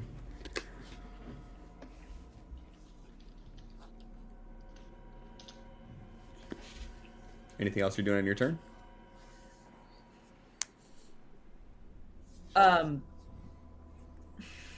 The only thing would be talking, so I'm assuming The 6 seconds worth of talking has already taken place. Nah, talking kind of stretches the rules of 6 seconds a little bit. All right. What are you all doing in here? Do you know of the device of which I speak? You see her look over her shoulder to the right, and she looks back at you, and she says, this is our home, and we're not supposed to have people over without asking. You all should leave. I apologize for intruding on your home. Nell's kind of looking to the others, just like hoping that they can hear her. Well, not an encouragement. Desmond is motionless. Green flames on his hand. Right. He's standing there As like, I've said, we will not hurt you so long as you do not attack us. if you come any closer, we're gonna have to. Why though? Not your turn. Yeah. Nell is going to stand their ground in this, opening of the neck here, just to like continue maintaining a diplomatic stance on this conversation. Sure. And not attacking. Okay. Roderick. Anyways, I started blasting.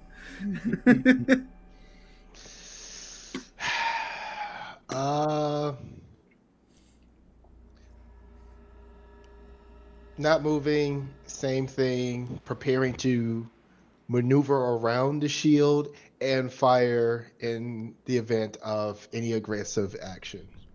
Okay. So you're readying an action to sidestep Nell and fire if there's any aggressive action. Correct. Okay. Desmond. All right. Just like in the last two battles, he is holding his action to fire at the same one Roderick does. I am consistent with that.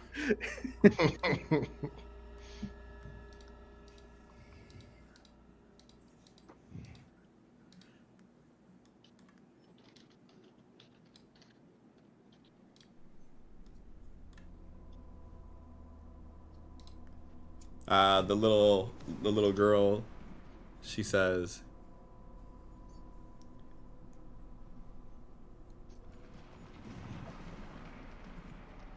I don't think you understand what I'm saying. And then she looks off to her right again, and you see her like her facial expression changes, and she sort of looks at you in a bit of like with a somber look on her face. Thrain. What are you looking at? And I'll step up next to Nell.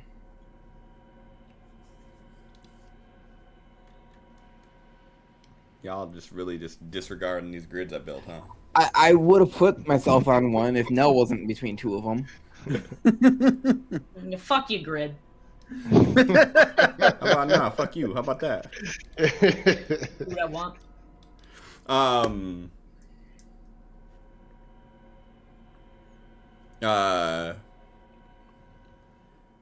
So when you say what are you looking at, you see her like just sort of like start to like walk back slowly.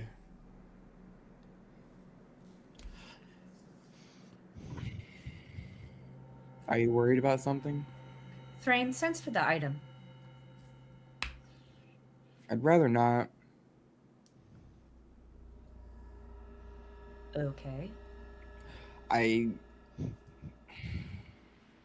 rather not without a reason. Why should I? I don't know. I was just trying to figure out where in here it was. But if these children are willing to protect it with their life, I'd rather go discuss with the man who hired us. I will not be hurting anyone in here. Jesus Christ. I was You about to done say, that? Roderick opened fire. So. You done did me a spook. Wait, you heard that of all things? A It's falling like- wrench? Yeah. It's a You've only bottle been opener. twirling a bright orange wrench. We know exactly what it was. It's a bottle opener. Oh, I thought it was a wrench. It is, but it's a bottle opener. Okay, whatever. You've been twirling it. Yeah. So Nella's going to pick up Both. their battle axe and turn facing away from the kids and just start walking away. Am I able to hold a bonus action? No. Okay. You're able to hold an action, and that ends your turn. Oh wait, it's not. We're in turn order, so I'm not walking away yet. But that's the intention when it becomes that. Yeah. Oh, it's Thrain's turn anyway, so it's about to be my turn. Yep. Okay, got it.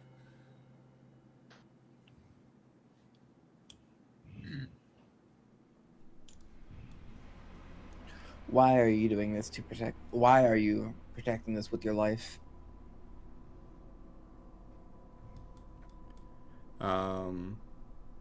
She just looks at you and she just shakes her head, and she said, "I was trying to protect you. I'm sorry." From what? And she continues to just back up slowly. All of the other goblinoid children have arrows knocked. Trained at you, yes. Yeah. Yeah. I have my Nell's- shield up on my, left side, hold and trying to block whatever arrows come my way. Sure. Yeah, Nell just picking up their battle axe and beginning to walk out.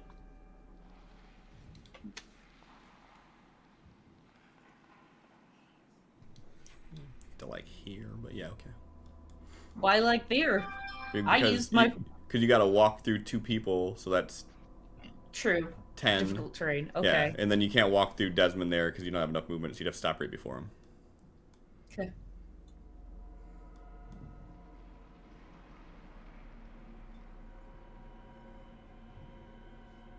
As as you walk away, Nell, you hear another one of those loud booms, and there's a flash of light that comes from this cavern that you're standing in the mouth of, and all of a sudden it begins to thunderstorm like crazy inside of there. Whoever's got it, stop poking it. How Would you say you have your finger on the trigger? like how loud of a thunder strike would you say, Cliff? Like an aggressive thunder strike? So you know like how loud thunder is? Yeah. Imagine just that happened sound inside of a inside cave. of a cavern. All right. Don't shoot me. Right, you gotta get the AC right. Okay, you know what? We'll make it fair. We'll make it fair. I'll let the a Constitution check determine if Roderick is like able to like piece it together fast enough that this isn't oncoming fire or an explosion at them. Sure. I like that you chose to do Constitution instead of Intelligence. It could be either one, whichever. I think it was more of a question. I'm cool with Constitution. Like if you're trying to hold your nerve to see. Yeah, if it's That- a save, the potion would you would be focused in a little bit more to maybe overlook it. Additionally, for any of it being a save, intelligence, wisdom, charisma saves, you have advantage on because now. Okay. So So you can do Intelligence if you want to with advantage, or you could do your Con save, which wouldn't be with advantage, right? It's Charisma, not Con, right? Yeah, charisma. Charisma. Yes, Charisma. Charisma, wisdom, intelligence. Charisdamidgence. I'm a smart. All right, all right, all right. I will use Nell's thing for, you said intelligence save With Mm-hmm. advantage, yep. with advantage. And what's And you what get did the thing give? The drinker can roll a d4 and add the number rolled to every attack roll and saving throw that they make. Okay, so you only get to roll it one time, and that's the one that sticks with you for this whole potion's duration. So anytime you use it going forward, it's gonna be that same number. The same number. So let's get that out of the way. Plus Yeah. Pretty decent number. That shit is potent. 4. And then we will do intelligence.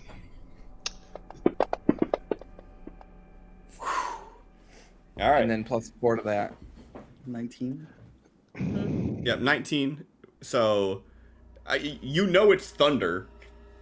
And it just starts fucking raining right in front of you immediately after. So, you know, even someone with a -1 intelligence modifier would be able to discern what that is. Okay, so simple, but even and a caveman could do it. so it's enough to where he would not consider it an aggressive action. This is all up to you, bro. I'm telling you, you rolled a 19. I'd say 19's pretty fucking sound. Of whether he chooses to pull the trigger or not. Here's what I'll say: whether he chooses to pull the trigger in this moment or not is completely up to him because he knows it's thunder. Okay. Now, Then- whether he wants to use that as an excuse, like I didn't know, I heard big boom, so I big boom. That's up to him. Maybe they tried to use the thunder as an attack. Okay, I'll say he takes a quick look at his team, sees that no one's hurt. He doesn't fire yet, but he has not lowered his guns. Sure. Is he backing away or standing still? Standing still because he was about to start walking, but now it seems like there's something happening, so he's kind of waiting to see. He's trying to be the last one out, so until Thrain is walking, Holding Yeah. down.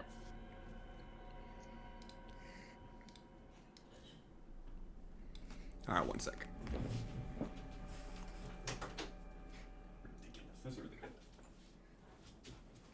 one time I did want to roll well. Bringing food, and she's like fucking at the door, just like peeking through the crack, like, "You want some more?" Yeah.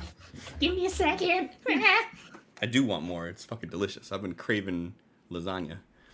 Oh, know what you've done to me. It's delicious, homemade lasagna. Lasagna. I love me some Lagna. Okay. Anything else you're doing then, Roderick? I'm assuming holding an action again. Yep. All right, Desmond. You see Nell start walking back towards you, and boom. Roderick straightens his arms out a little bit. He has not blinked since he took that potion. Desmond's like, here, take this, you'll feel better.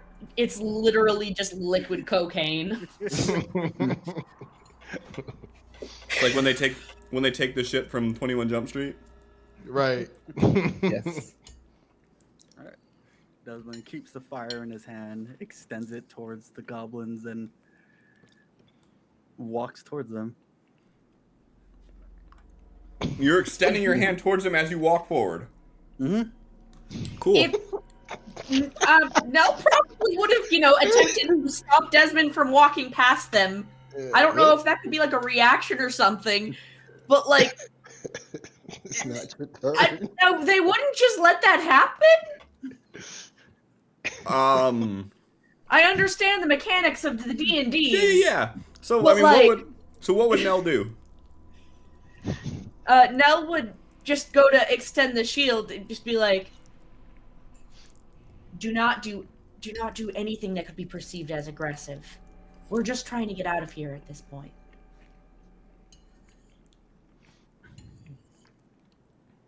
Why are we letting these creatures live? These people, These little girls are just children. Why would we hurt them?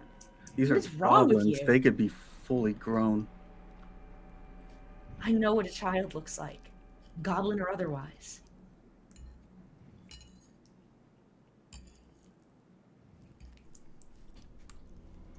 And if you're intent on hurting these children, I'll be intent on hurting you.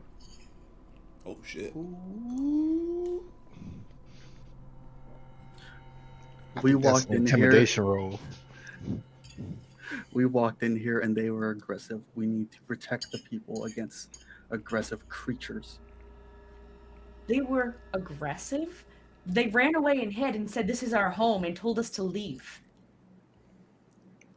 If somebody broke into your house, would you be acting defensively or just being like, "Heidi ho, here I am.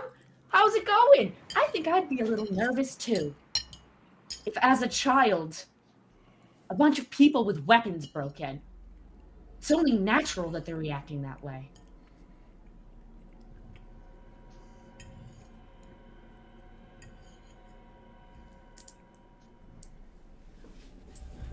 A child animal is still as dangerous as a grown one.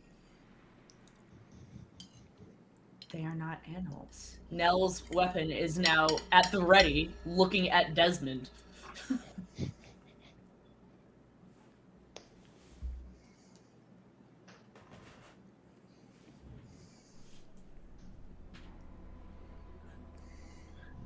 I think I'm gonna call that as my action. Okay. So Desmond seems to stay right there, talking to Nell. Okay. Okay.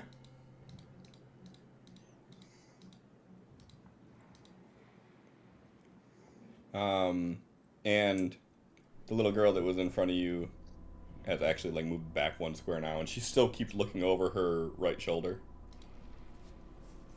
Thrain, Looking over there, do I see anything? give me a perception check.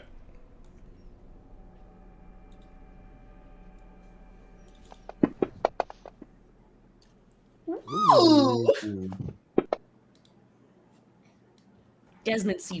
Not Desmond, Thrain see real good. You can't see what she's looking at, as the direction that she's looking is pure blackness. But you've been studying her looking, and she is looking in the exact same spot. She is looking at something. You're just not seeing what it is, but she is looking at something. So it's outside of the 60 feet. Yes. I'm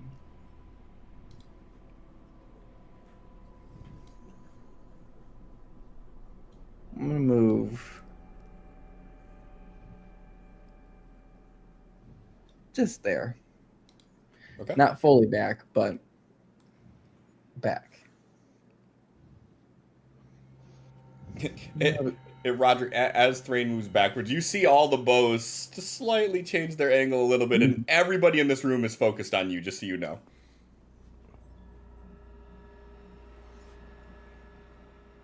Okay.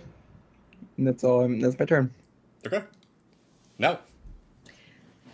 Nell is not moving until everybody else is past her at this point. Nell is going to be taking defensive position for the kids. Okay.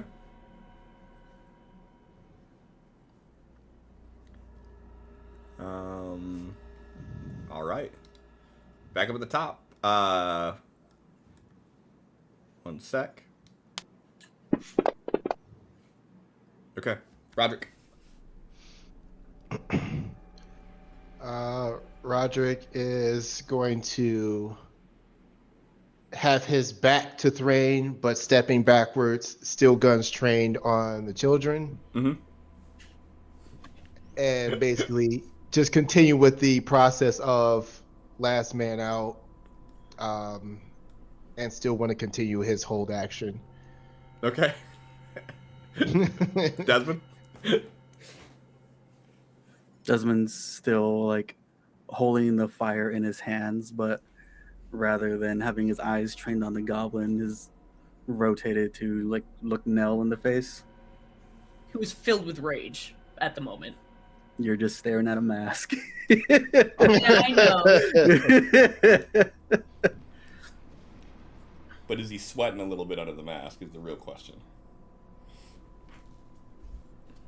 Guess you ain't got an answer, but it's still the question.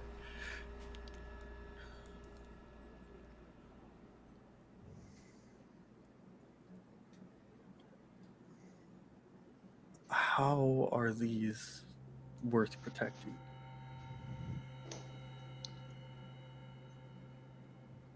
Have you never come across a half-breed before?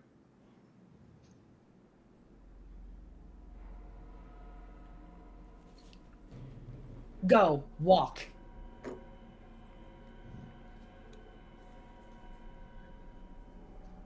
How do the human and the dwarf have more sense than an elf? How are you going to speak like this about others? I thought better of you. There is no difference between I, the elf, and the human and the dwarf, or the half-goblins, or you. We're all on an even playing field here. One's bloodline does not determine their value. Nell's grip tightens on their axe.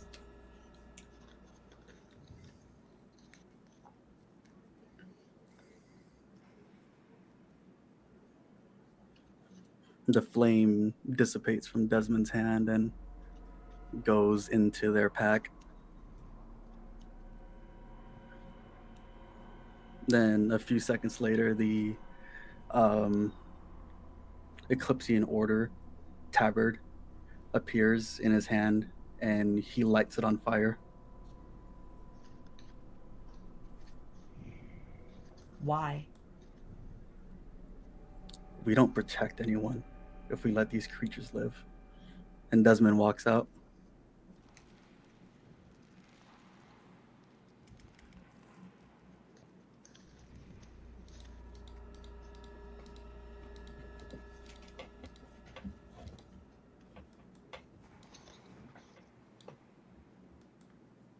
Thrain.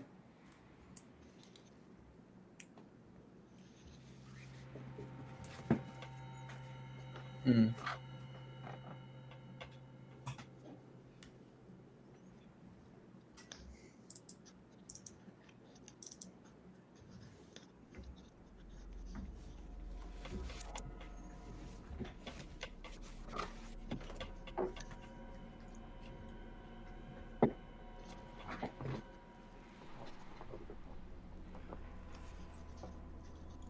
Then actually I have 35, so that's there.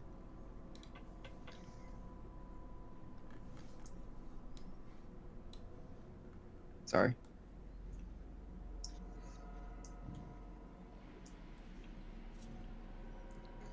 I'm gonna go there.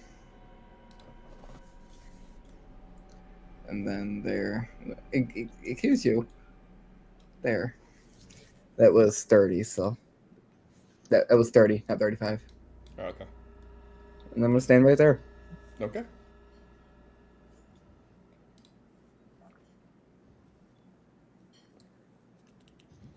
Nell's not moving until Roderick's past her. Are you Last gonna time. like hold your action to move when Roderick does? Yes. Okay. They are not letting anyone at this point get anywhere near those kids. 1 sec. Okay.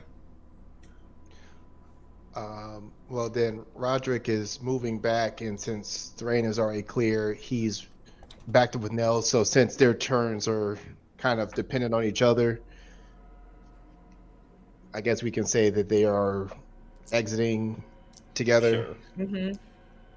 20, 25, 30, and then I assume that Nell will be right behind you. Mm-hmm.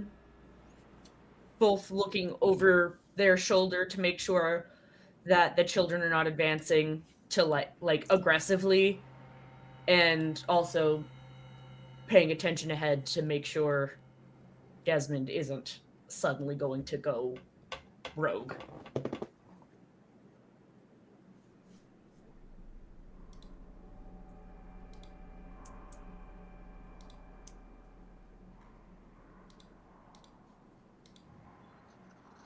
All right. Desmond. Desmond will keep on going. Okay. We can skip turn order if everybody is just actually going to be heading out. I'm Is I'm gonna confront Desmond when he gets to me. Sure. He got to you. Yeah, we're out of turn order now. So Yeah, we're yeah, just walking. yeah. I'm just as he gets to me. I'm not gonna move until he gets to me. Mm-hmm. Don't expect to be welcomed back in Lake Guild Hall, and I'll walk away. That's all I'm gonna say, and then walk away. All right. And y'all gonna head back to the hole, jump back in, and swim out, I assume? Yeah. Yep. Okay. Well, I think we'll call it there. That's a nice tense moment to leave it on.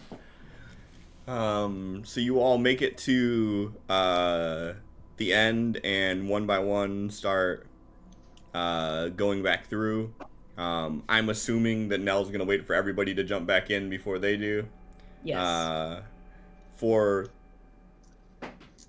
the sake of storytelling, I'm gonna assume that Nell's rage or like paternal instinct is like overpowering the fear of the water at this moment. We can just chalk it up to the Watcher's will at that point. Sure. As it is, we, in the eyes of Nell, have an extraplanar threatening the children of. Yeah. There's some Watcher's will going on right now. Against some of these undesirables. So you all make your way out, and as far as you all can tell, no one followed you. No one even came from around that corridor, even. And that's what we'll call it for the night. Also, I had snow inside too. Very fun. And Did you fog. did you do a roll to see which one it would be? Yeah. And it went on thunder. Well, so it did rain, and then I had a roll. The two times that I rolled for it was no change. So it didn't change. Yeah. So, yeah. But hey, on that note, I appreciate everyone hanging out. Tonight did not go at all like I thought it was gonna go, so this was a pleasant surprise. Some nice RP moments These here. games as well, but he deserves. A lot of implications for next week. All right. Do we want to go to 20 sides to every story? Madbird streams, or do we want to go harass Rob Toohey? I vote 20 sides because I like their name. Oh, it's an anniversary stream too. Oh, well, there you go. Yeah, we'll do Nice. that. All right. Well, one vote's good enough.